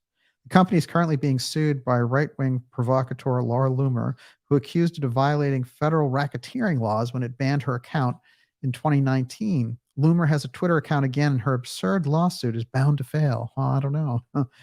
But until it does, Twitter, as a defendant, must continue to submit corporate disclosure statements to the court. So this is how we got to know this. And so in the most recent filing, the company provided notice that Twitter Inc. has been merged into X Corp and no longer exists. That's a quote. As the successor in interest to Twitter Inc., that is the survivor of the merger, X Corp is now the defendant in Loomer's suit. So that was a major development. And then on the heels of that, he's like, I'm doing XAI. So the X-STEGANOGRAPhy is going public with Musk. And so we, in terms of how we interpret that here, knowing that the X-STEGANOGRAPhy represents this technology that's been moved around through all these different government programs, is this is the time that they want to roll it out. And this is the company and the guy that they plan to do it through, for better, for worse. But it's important for us to get a handle on how they're doing this. And that's the other thing. Elon Musk quietly starts X.AI, a new artificial intelligence company to challenge OpenAI. That's where it's headed. So there's a number of these stories, but I'm going to cut to the chase on this. Twitter Inc. changes its name to X Corp and moves to Nevada. The Nevada piece is so important because, as I mentioned, Area 51 and the secret technology. So there's the connection everywhere you turn with Musk. You've got space, you've got secret technology, and you've got the X-STEGANOGRAPhy. He is the embodiment of that system that they've been using to hide this technology and move its way. Because remember, if we go back in time, what happened with the UFO file in the late 50s is this. Eisenhower has a stroke in office, and Nixon has to take over. And while Eisenhower is out of action, he gets involved, Nixon gets involved in setting up all these different things. And one of the things is to move the UFO file outside of the regular government. And what we get is a corporate trail of breadcrumbs for the UFO file. But it doesn't matter because as a private company, you never really have to reveal your own private stuff. So the government would always be subject to some sort of disclosure. And they decided, and they made up this idea inside intelligence circles, we'll transform some of this technology to the corporations directly. And by doing that, we'll give ourselves the cover. So it was like a quasi corporate political situation. What happened is when Ike gets back in the White House and notices that it's been done, he can't undo it. And so the legacy that he leaves off to Kennedy is a very frustrating one because what he's laying down for Kennedy is, I lost control of that thing and we need to get it back under the executive umbrella. Now, the executive umbrella for the UFO file, if you go through the various presidencies, there's a series of major fights along the way, including Nixon's fight to get it and to use it. And Reagan's fight, was to get it under executive control, but he was being scared. There was a lot of fear tactics used on Reagan, according to a number of scientists who were giving him information that there were these large ships off of Saturn and that they were probing the Earth. And the reason this is all backed up is because Gorbachev went on the record in 2014 and said, when we had this conversation, he was telling me about aliens, basically. So, and how are we going to defend the Earth against them? So either they were scaring Reagan and giving him false information, which is possible, or they were showing him something that was making him feel like, oh, we can use all this secrecy. And by the time you get into eras that go forward, like the Obamas and the Clintons, it's very sketchy because the Obama thing is such a weird op and it doesn't have a lot to do with the UFO file. The Clintons tried to get in on that track, but they expected to have a real big piece of that lane when she got into office in 2016, but it didn't happen. Trump got in instead. And what they got when they were planning to do this kind of UFO reveal, they got a guy in the middle of it, Trump, who already knew the game, and he knew the game through his uncle. That's the trick and the problem going on in the background with Trump. And the whole chase for classified documents, if you listen to Trump's interview, and you don't have to be a, kind of a super conspiracy person for this one, if you listen, there's no context for him bringing up his uncle. But for the people who are going to prosecute him on the confidential documents and all the rest, he's saying, remember, I still know this. I still know it. Remember, keep that in mind. So that's the context, in my opinion, of him bringing that up. Okay. So speculation mounts over Everything app. So Everything app is just going to be, you're going to pick up your phone. It's going to be an X and it's going to do everything for you. So the X technology, there's a lot of different ways to roll it out. It's not just space vehicles. It does a lot of things. Remember, residing inside of that UFO file is this whole piece about apotheum and all this thing that we've coined on this show, which ties in with the steganography aspect. In a nutshell, apotheum, all it means really is that there's a certain type of scientific distortion that can take place. And it's a physics distortion, which creates a reality distortion so that the traditional laws don't apply. This thing is what they've been very concerned about when trying to re-engineer UFOs. And you can get it. It's in a lot of different types of material where they're afraid of the very stuff that they're testing. Just like when Oppenheimer is talking about the atomic bomb and he says, we didn't know if once we set it off, it would keep going off.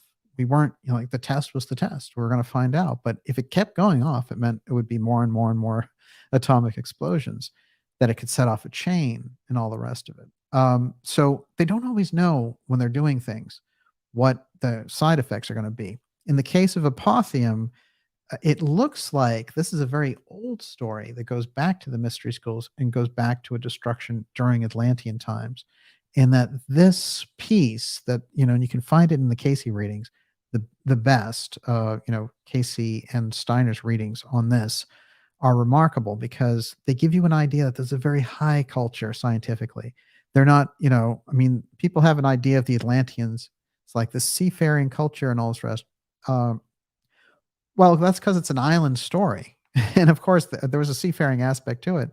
But Casey has them, space flight, and he has their lighter than air machines here moving through things, so the whole physics level that's operational is totally different.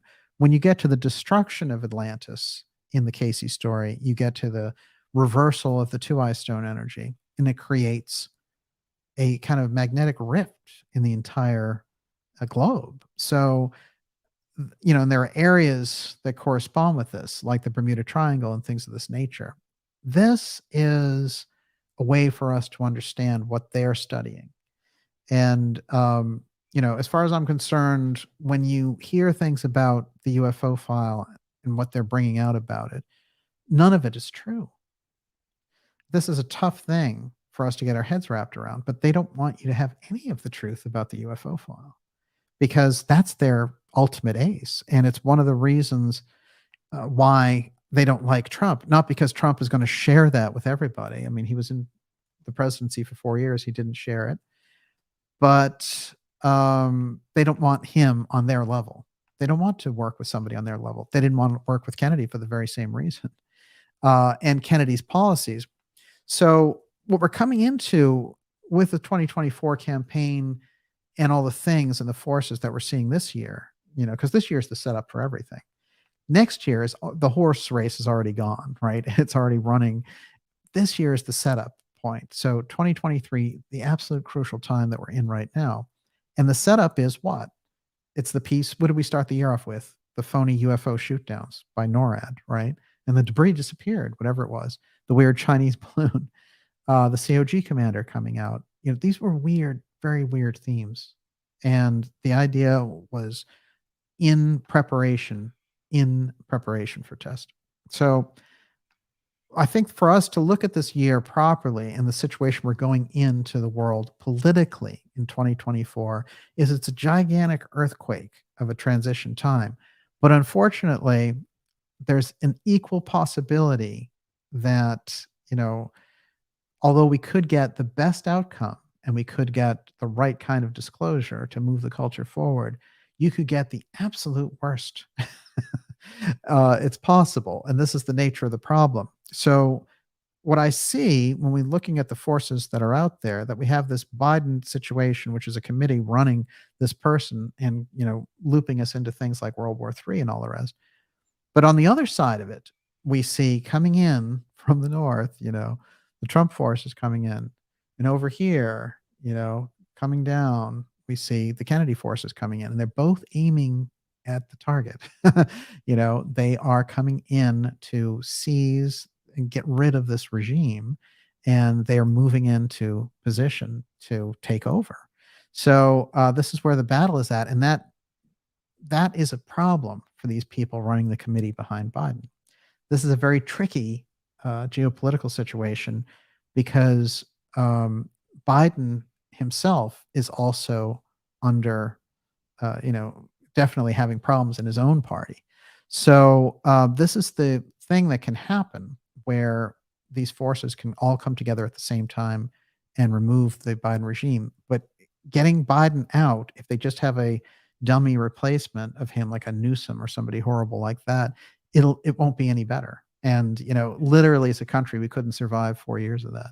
So the nature of the situation is to keep a close eye on what's happening with the amount of pressure against the candidacy of RFK Jr. It's going to be a major parameter in all this.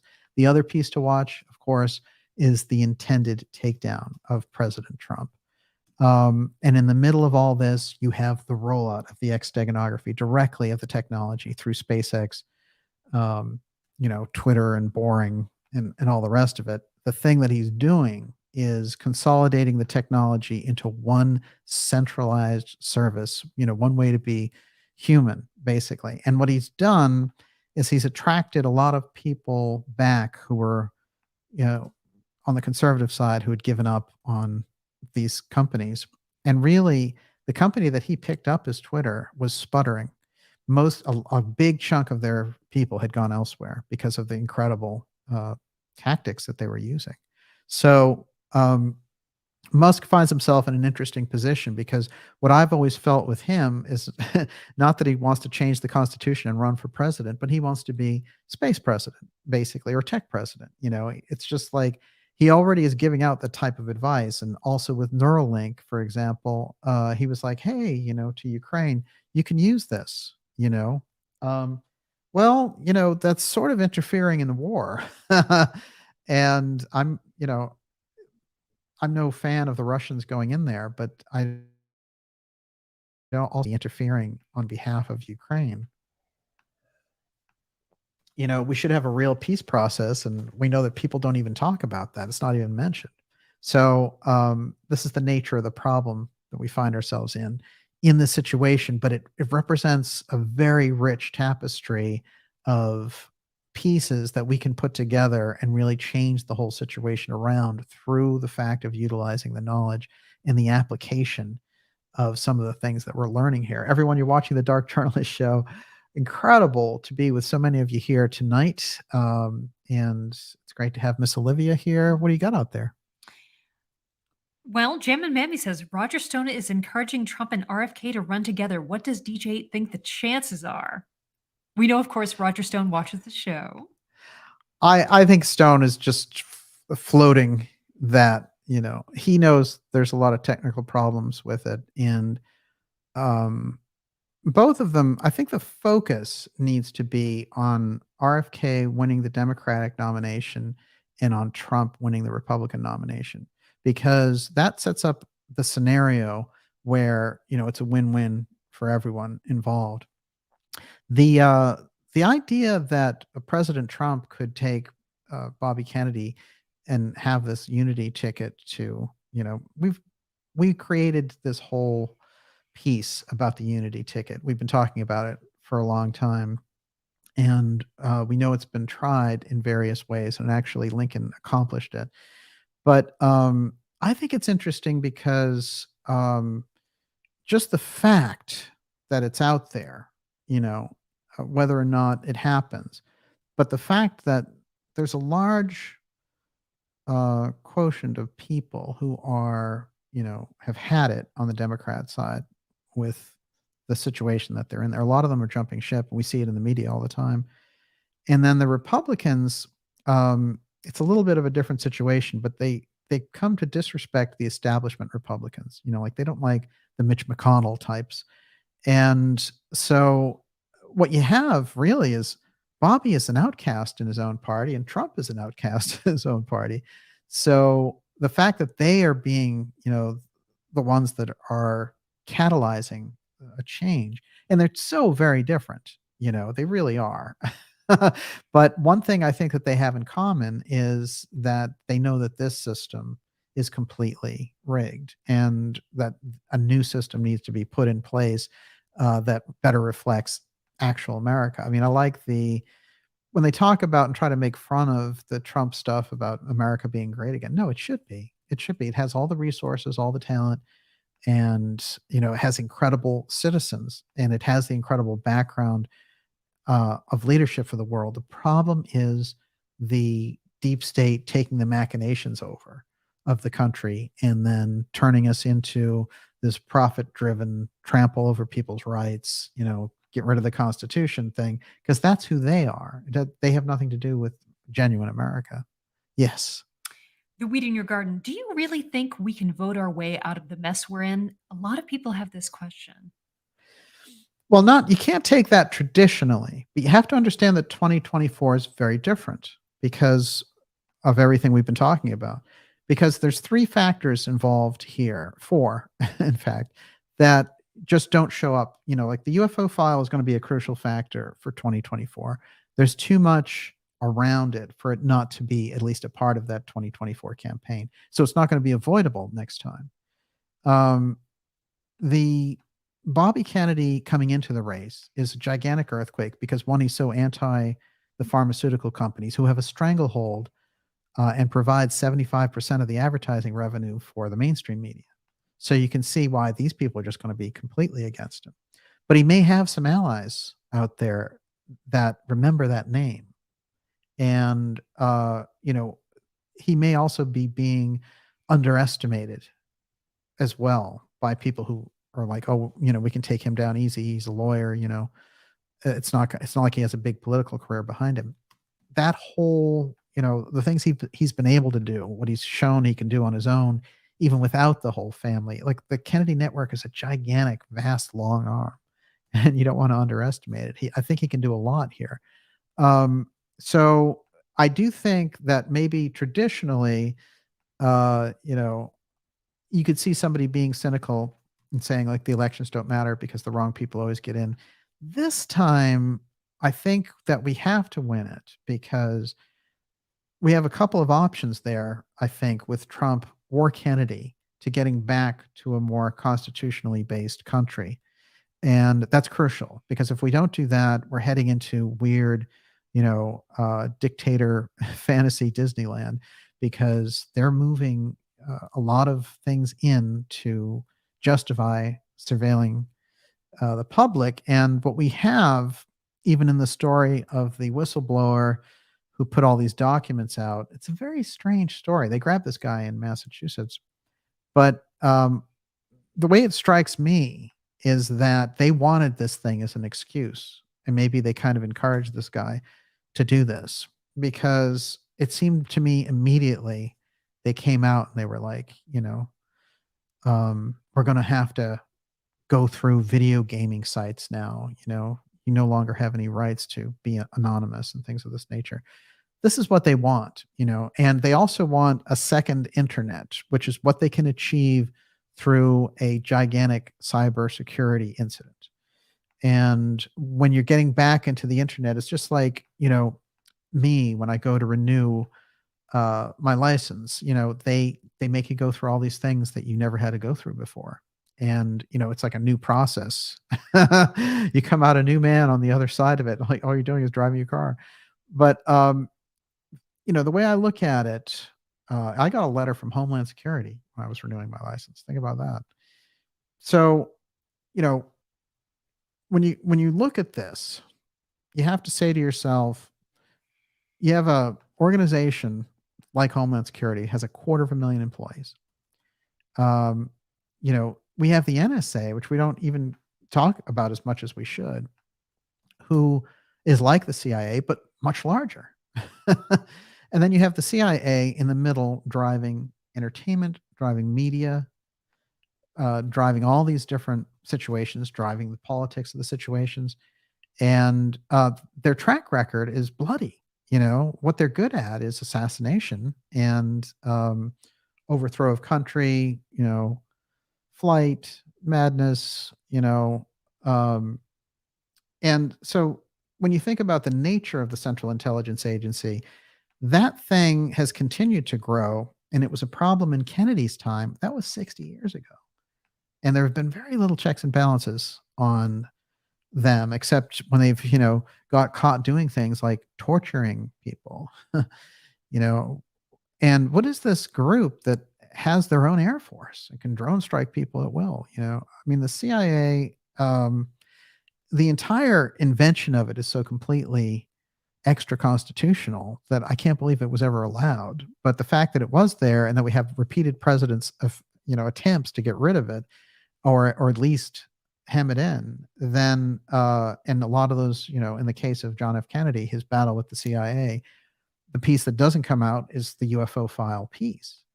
So that's the core, cuts right to the core of the assassination. These people could not tolerate somebody on the same level with them as far as the UFO file was concerned. And they didn't want him to share it. So these questions that they were grappling with 60 years ago, we're still grappling with it because it's the same group that just keeps changing its clothes. And sometimes they dress up as liberal Democrats and sometimes they're conservative Republicans. Right now, they're dressing up very much as socialists, but it doesn't matter. The clothing doesn't matter. the next round they'll change their clothes and go after the group that they were just pretending to be, So this is the weird thing that we need to understand, the kind of super dynamic situation we're in politically. Yes, what do you got? Scarlet Fire says, "What's up with Hillary endorsing RFK Jr.?" And Sarah Ann responded, "Because he endorsed Hillary quid pro quo." I didn't hear that Hillary endorsed. I doubt that that's true. She's such a Biden lapdog that I wouldn't imagine that. No, she wants the presidency for herself. So it comes up on the Kennedy side. What's interesting, the crucial piece that shows the Kennedys moving away from the Clintons is when Ted Kennedy endorsed Obama instead of Hillary Clinton. It was such a blow, and they went, both Bill and Hillary went to his house to demand that he change this. And he said, no, this is what I'm doing. He knew in the background how corrupt they were. I don't know he knew that how corrupt Obama was going to become, but the fact that he blew them off, I think, gives you some idea of where the Kennedys can stand on the Clinton side. On the other hand, you have to remember this about the Kennedys. It's going to be tricky when you look at the Democrats, because the Democrats are so captured and corrupt now that Bobby, coming into this fight for the presidency, is going through a situation where he's going to have to stand up and take them on. And they're going to look at him and they're going to say, this guy is, a worse threat than Trump. And, they're going to coalesce to try to make sure he doesn't go anywhere. So for me, when I see that situation, I say, the Democratic Party is lost. It's already captured. But, somebody like Bobby could come in and shake up that situation. What do you got? No, never mind. Kyle Hagen says, "How is Bobby going to survive the DNC onslaught?" We don't know how that's going to play out. They could overplay their hand. I mean, if anything, they will expose themselves to people. A lot of people already see it. Yeah, I think that's more. We'll see. I think that's the best point. Here's the thing. When you look at the setup, they're already in place. They don't want to allow debates, and they're threatening the political leadership in New Hampshire and saying, you can't have debates or you don't get any money. And also, we're bumping up your primary. You're the first in the nation primary, but no more, South Carolina, because that's where we know Stepford Biden can do well. And South Carolina is a great state, but it always came, New Hampshire was this little state, and the idea was person to person, door to door. That's why bad boy Biden did so terrible there, because he came in with 17% of the vote against Bernie, and Bernie creamed him almost 40% of the vote.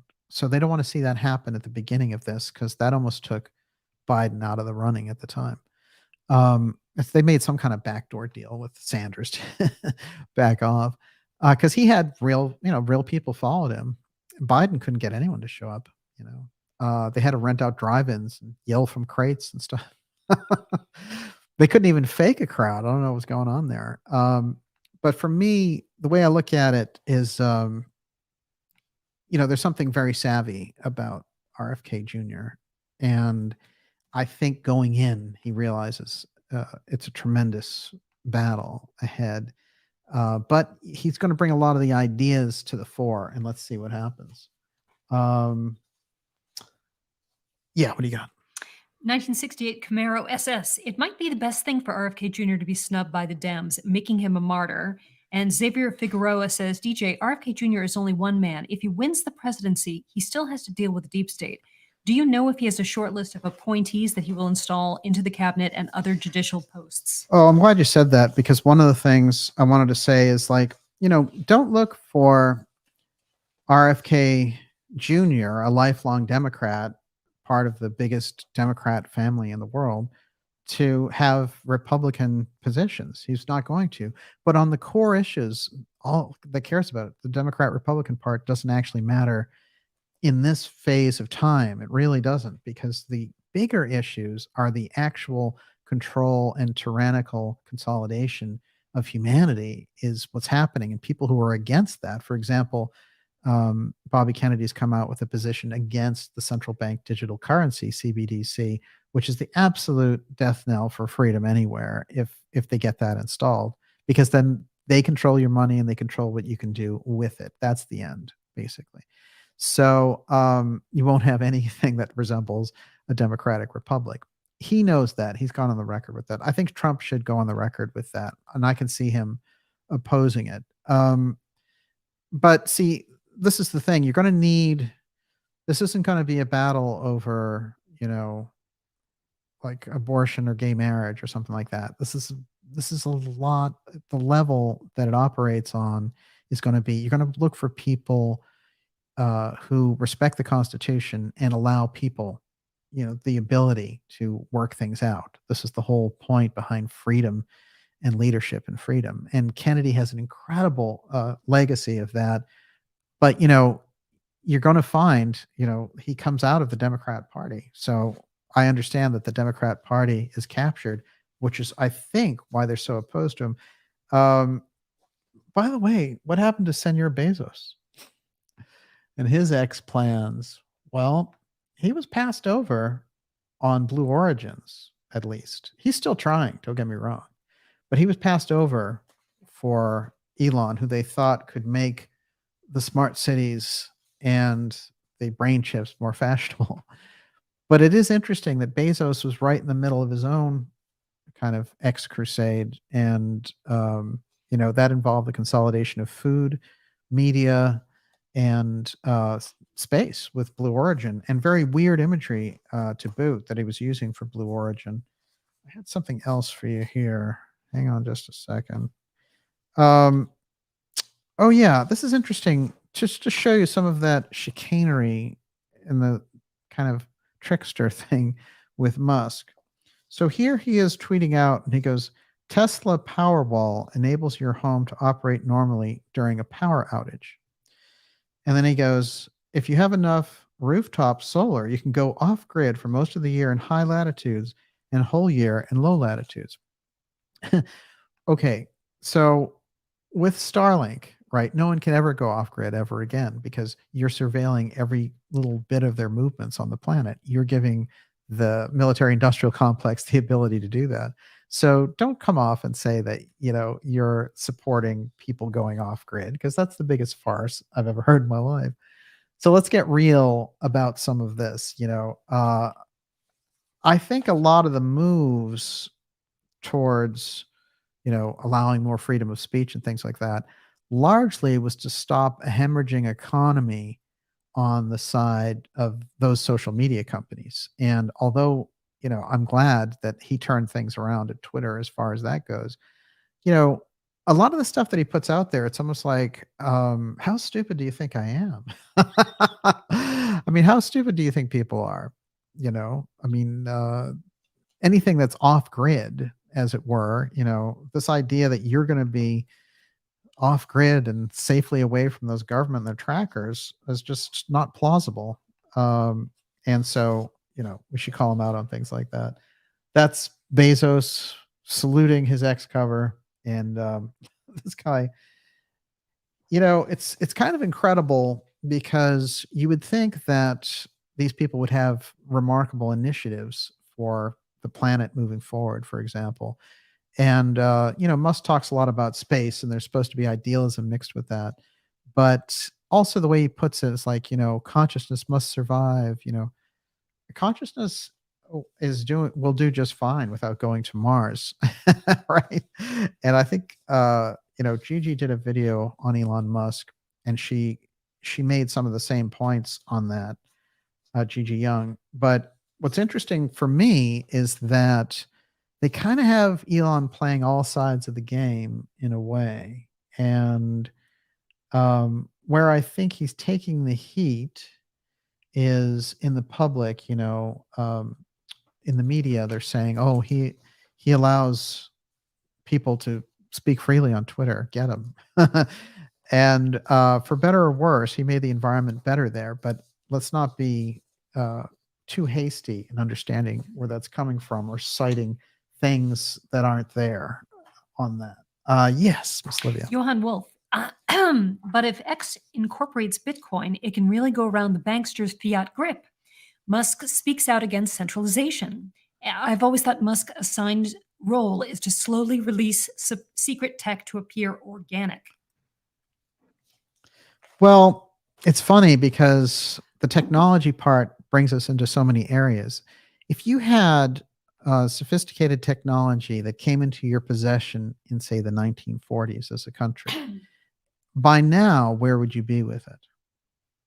So let's suppose, other people had it, but you had the best program for it. So 80 years later, where would you be with it? You'd have a lot of it pretty well worked out. You've had a lot of it redeveloped, and you'd have learned a great deal about it.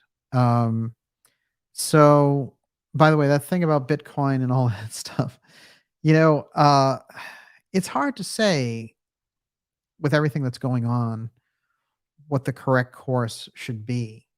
But I think there's a lot of downsides to digital currencies. And certainly on the federal level, it's a complete anathema to freedom, right? But on the individual side, assigning value to thing based on a mathematical probability and then creating bitcoins, it's just one of those things that's out there. I don't think it should be made into a religion or thought of as something that can save the economy, because a lot of people on the economic side that I've talked to said, well, it is trackable. Bitcoin is trackable as well. So I like the theme or the idea of producing an independent currency, but I don't think that Bitcoin is it. Yes.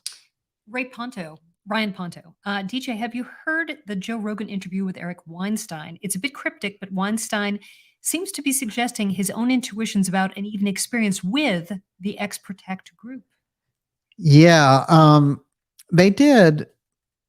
What I see is the Gary Nolan, Elizondo, the whole funny farm circus thing around the UFO file, the CIA circus show. And those are all CIA people. I mean, it's not me saying that.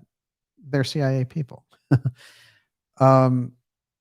So all those people are driven to create a feedback loop for the Central Intelligence Agency. CIA wants a certain narrative out there about UFOs because they're cooperating with these aerospace companies to roll this stuff out, and they want it to come out in a certain way where they create defense budgets and all this stuff for it. That's why they have AARO, which is the UFO Defense Office, or UFO DOE. And what does that tell us, really? That they want something, they attached it to the National Defense Authorization Act, which, if you think about it, is mind-blowing, because it means because they had high-ranking positions, Gillibrand from New York and Rubio from Florida, because they were in high-ranking positions for the Senate Intelligence Committees that they sit on, they could attach it, which meant if nobody wanted AARO and didn't want their UFO Defense Office, then none of that bill could have passed. And that's $1 trillion bill, close to $1 trillion. So you can imagine those people wanted their monies. They'd be like, okay, yeah, we'll sign on to anything, make them sign it. So AARO got lobbed in that way. That's how we got this thing. Glad you mentioned it. I'm glad you brought it up, because here in Politico, which is a basically liberal Democrat publication, Alien Motherships, Pentagon official floats a theory for unexplained sightings. And one astronomy professor calls the notions highly questionable and odd. That's a good point. So this whole, hey, UFOs with AI came here and they're surveying us. Sean Kirkpatrick was the head of the UAP task force, right? UAP is a stupid word that they take to mean UFO, but they're just trying to rebrand the thing for themselves. The official in charge of the secretive Pentagon effort to investigate unexplained aerial incursions has co-authored an academic paper that presents an out-of-this-world theory. Recent objects could actually be alien probes from a mothership sent to study Earth. Now, it's funny because this story just came out, but the actual thing of that guy saying that happened maybe 2 months ago. But the reason it's coming out is because they're going to have all these open hearings about UFOs starting April 19th, which is next Wednesday. Now, interestingly enough, Wait, the same day that Bobby is it's announcing? the same exact day. That's Wow. the crisscross there. And they just announced that. Like, they could have chosen any day. So it is quite interesting when you think about it, just in terms of the coincidence, think about it. No coincidences. So the official in charge, Sean Kirkpatrick, head of the Pentagon's All-Domain Anomaly Resolution Office. So that's Arrow, and Kirkpatrick is in charge of it, but he's an unusual figure in the middle of all this because he's working with Avi Loeb over here at Harvard. Loeb has the astrophysics lab where he and Elizondo, you can just picture them carrying it up the stairs, just installed a new telescope on the roof to look for UAPs. Okay. So, and he runs the Galileo project. That's where they're throwing the UFO thing, and the Galileo project is all CIA people like Elizondo. So Harvard, CIA, UFOs, that's not a good mix. I don't care. I would take a cynical scientist over that, like, we're going to create a phony narrative. Let's see what we can con people with. So here's a few things from this article. It's unusual for government officials, especially those involved in a nascent effort to collect intelligence on recent sightings, to discuss the possibility of extraterrestrial life, although top agency officials don't rule it out when asked. Avi Loeb teamed up to write that the objects, which appear to defy all physics, could be probes from an extraterrestrial parent craft, right? So isn't that like the mothership from Close Encounters? Parent craft, mothership. After Loeb posted it online, the paper gained notoriety from a post in the Military Times.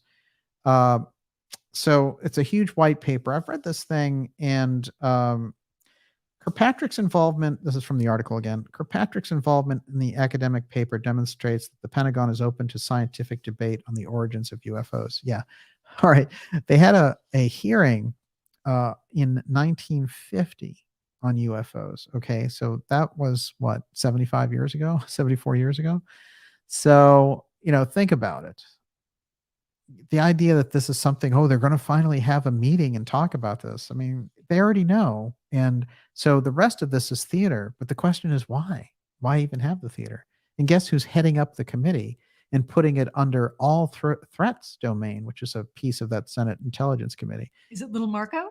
No, it's Kirsten Gillibrand. So, we have the same players over and over again. But I do find that interesting.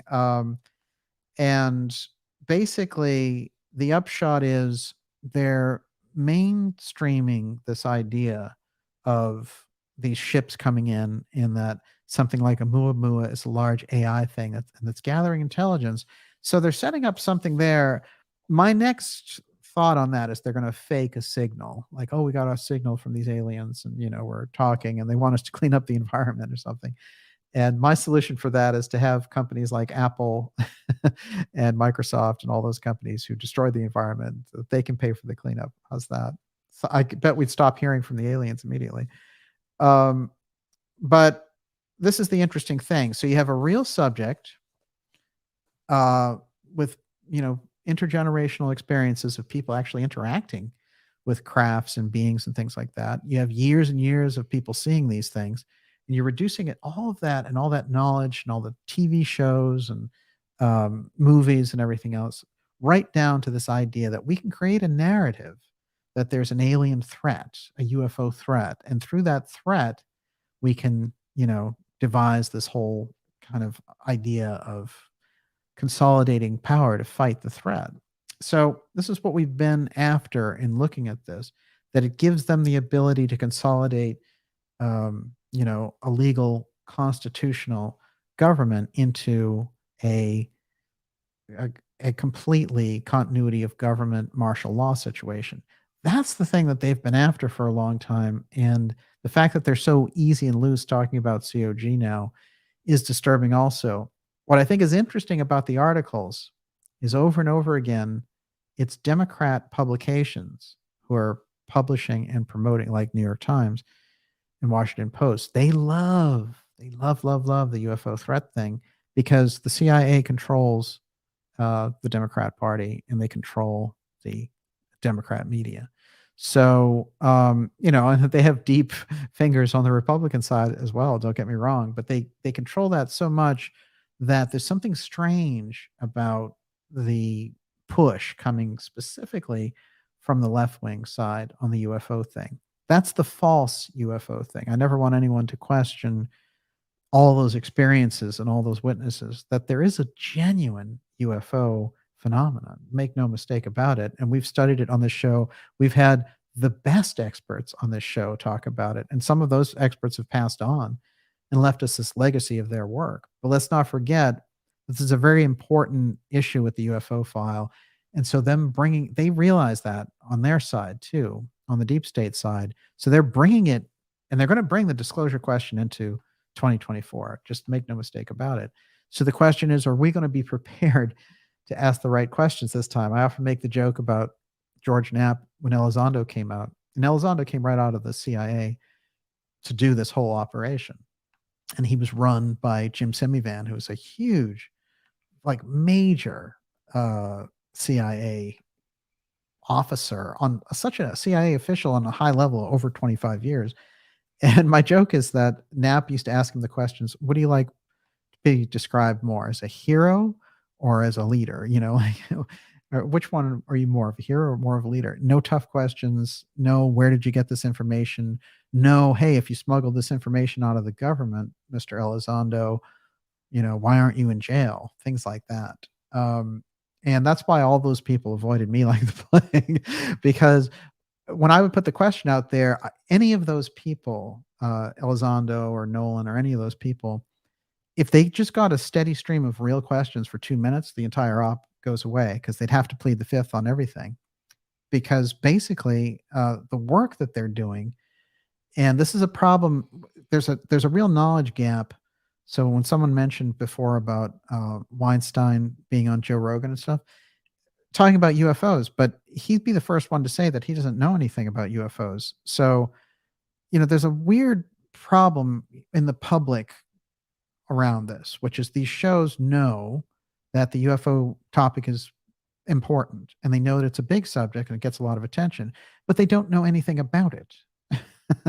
And so they're like, well, I'll get somebody with a credential, like a CIA officer in here, not realizing that the CIA is running this whole thing. So that's a problem fundamentally. How can you get any kind of genuine investigation if you have a group with a vested interest as your main source of information? So, even guys like Tucker, who do good shows and things, like, they make that same mistake. And I've brought this up, but that's a big one that we have to deal with going forward, which is either you know about this stuff or you taking the time to talk to the people who have gone through those things or have done that research, or else you're just trusting a government official to give you their version of it. So this comes up a lot. I mean, it's funny when you think about somebody like Musk, who is very cagey about the UFO thing, but he must know a great deal about UFOs because of SpaceX. I mean, just the data that you would get from, having that much attention on space, you get tons of UFO data. So there's a lot of blind spots in this stuff where we have to play along and pretend that the official reality is reality, but it's not.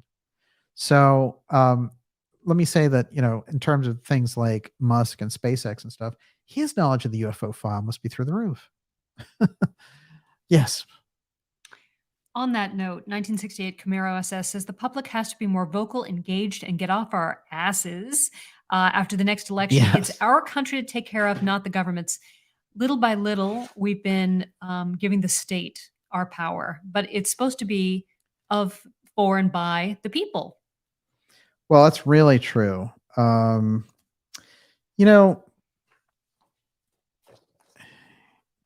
you have someone in Congress, and when you have the president, and they take us into a war in Ukraine, for example, now they say that we actually have people shooting at our troops in Ukraine. So the things that they're doing, this is what we learned through the Vietnam experience of our parents and grandparents. They they are doing things in your name because you're an American citizen and you are voting for certain outcome for them to do certain things. So they've gone so far beyond being responsive to our questions that the very name representative is kind of ridiculous. Who are they representing? Well, certainly not us. So we have to remember that there is a personal responsibility to let them know. I don't think there's any doubt about that. And how can you kind of grow as a country, and how can you, attain to any kind of honor as a nation if you just have a small, group that's dedicated to defense contractors and consolidation of the globe? And this is one thing that Bobby Kennedy is pointing out really well, which is, you know, what's happening is that the neocons American century that they wanted to have is going up in flames because every place that they turn to do things like Syria, Iraq, and Ukraine, it becomes just a big boondoggle for the defense contractors, but there's no progress for the people involved. And their own plans seem to be blowing up in their face as well, because part of the thing of those leaked documents was showing just how poorly the Ukraine government was faring in that war. And, the whole war aspect is terrible. But let's face it, it's not, that war is not our war. The point is for us to go in and create some kind of a peace setup circumstance so that both of the parties involved have the ability to save face. Right now, we're amping it up because the defense contractors are getting the money. That can't be the right way for the United States or for people, and even if you're somebody who's lost, any sense of anything because you've watched too much MSNBC and you've gone completely over the liberal track, even there, you'd still have to say, do you really want to fund people getting slaughtered or putting people on the front line in Ukraine instead of funding a peace process? Like, the only people who make money out of that are Boeing and Lockheed Martin. So there has to be some shift in the leadership in this country, and it has to come at the top. Absolutely. Everyone, you're watching the Dark Journalist Show. Fantastic to be here with you tonight for the special report.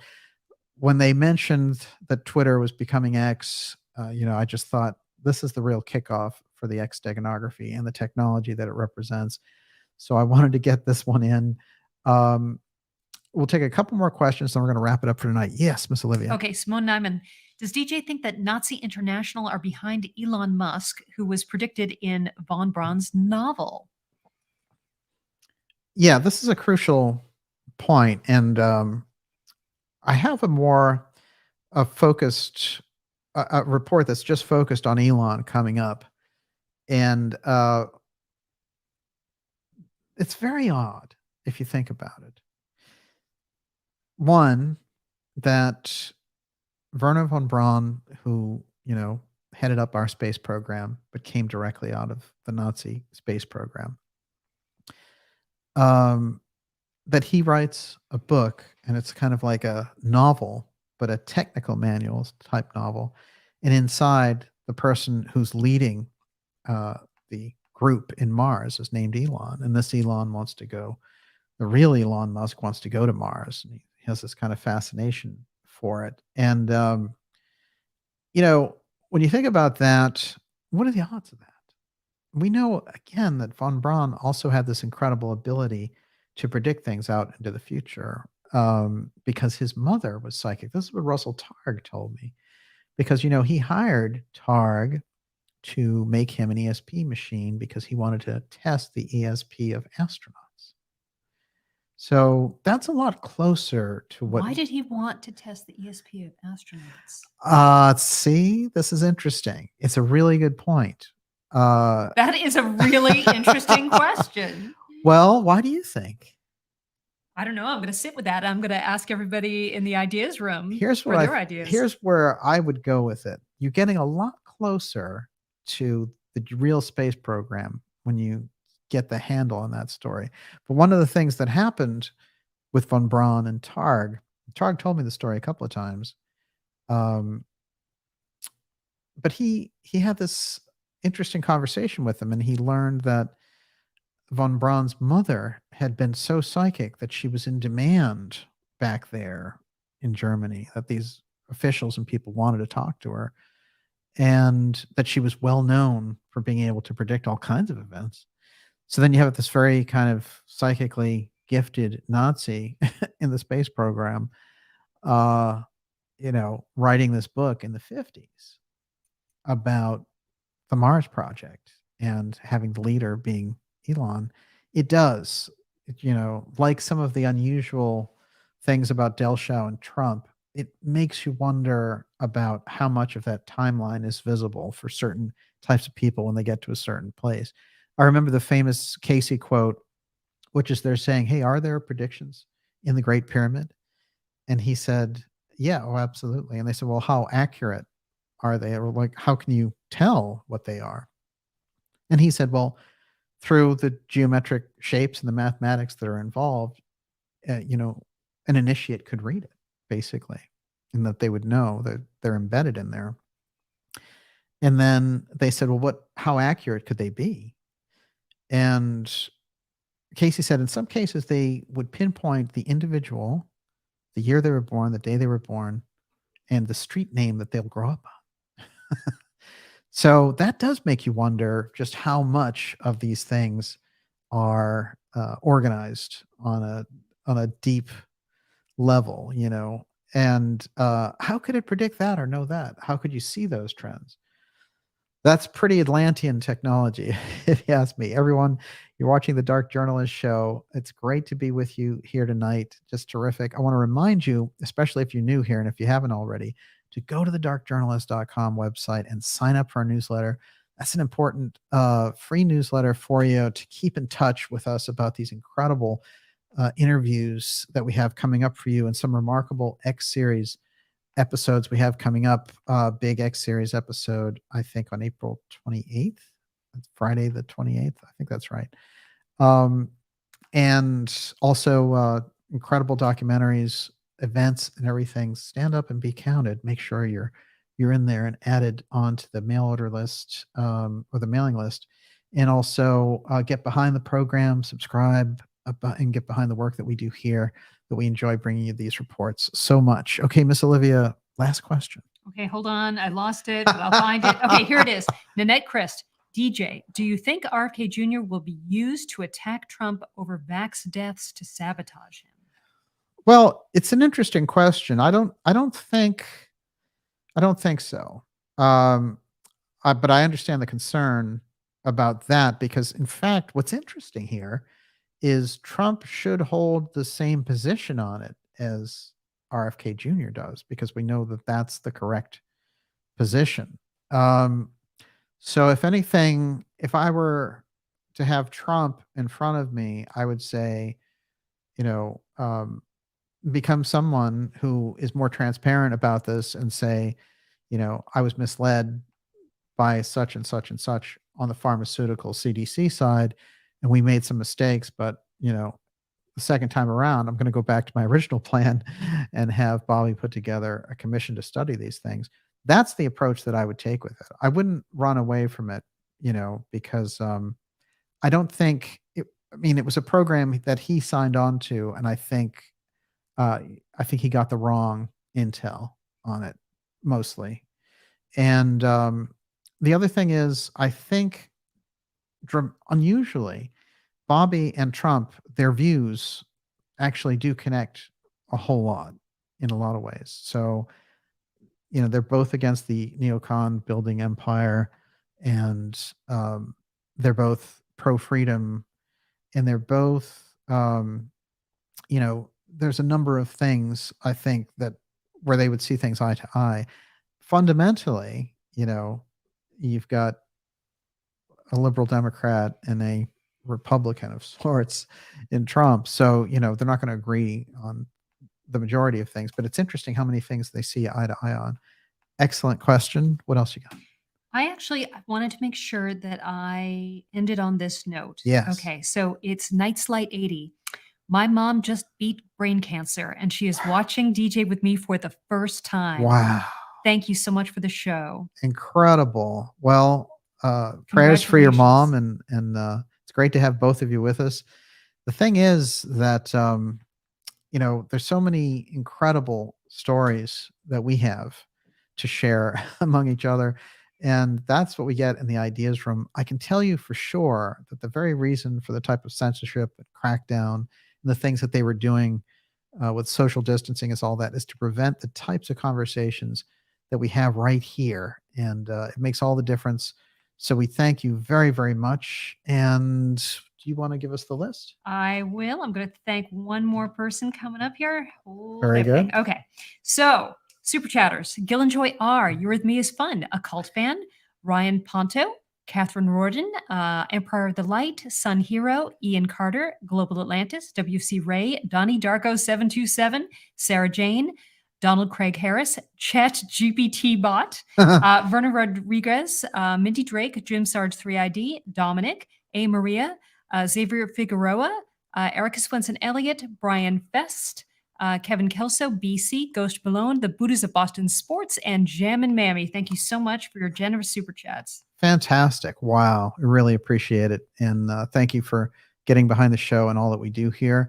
We will be back with you next week, and look for a very special interview next week, special announcement, and also look for our the X series to come back with a bang on April 28th as well. And we'll have some interesting surprises for you in the meantime, though, special reports, interviews, and everything else. It's so great to have all of you with us, and we will see you all next week. Hold on, I got a quote. This is from Alicia Holborn. Quote, no one should be allowed to invent anything unless they can uninvent it. That's from Fish on Barney Miller. And we all agree. Wow. I think there's a certain amount of truth to that. Well, I guess the Terminator, the Terminator monster, the whole Terminator series gives us some idea of what was going to happen. And it's very interesting that that movie came out in 1984. And I think you'll find a lot of important things circle in around that date. Of course, Orwell's book, but there's a number of interesting patterns that take place, including Otrog. In 1984, they're one of these companies that existed that were the precursor to Musk and SpaceX. And so there's a lot of pieces there kind of hanging out. I'm going to say a couple of shout outs to people. Sharon Baxter, I trust Dark Journalist. Thank you. I trust you too. Najat, it's great to see you. Jennifer Walters, Joe Gallo. Wow. Terrific group out there. Marco Zerpo. That's good.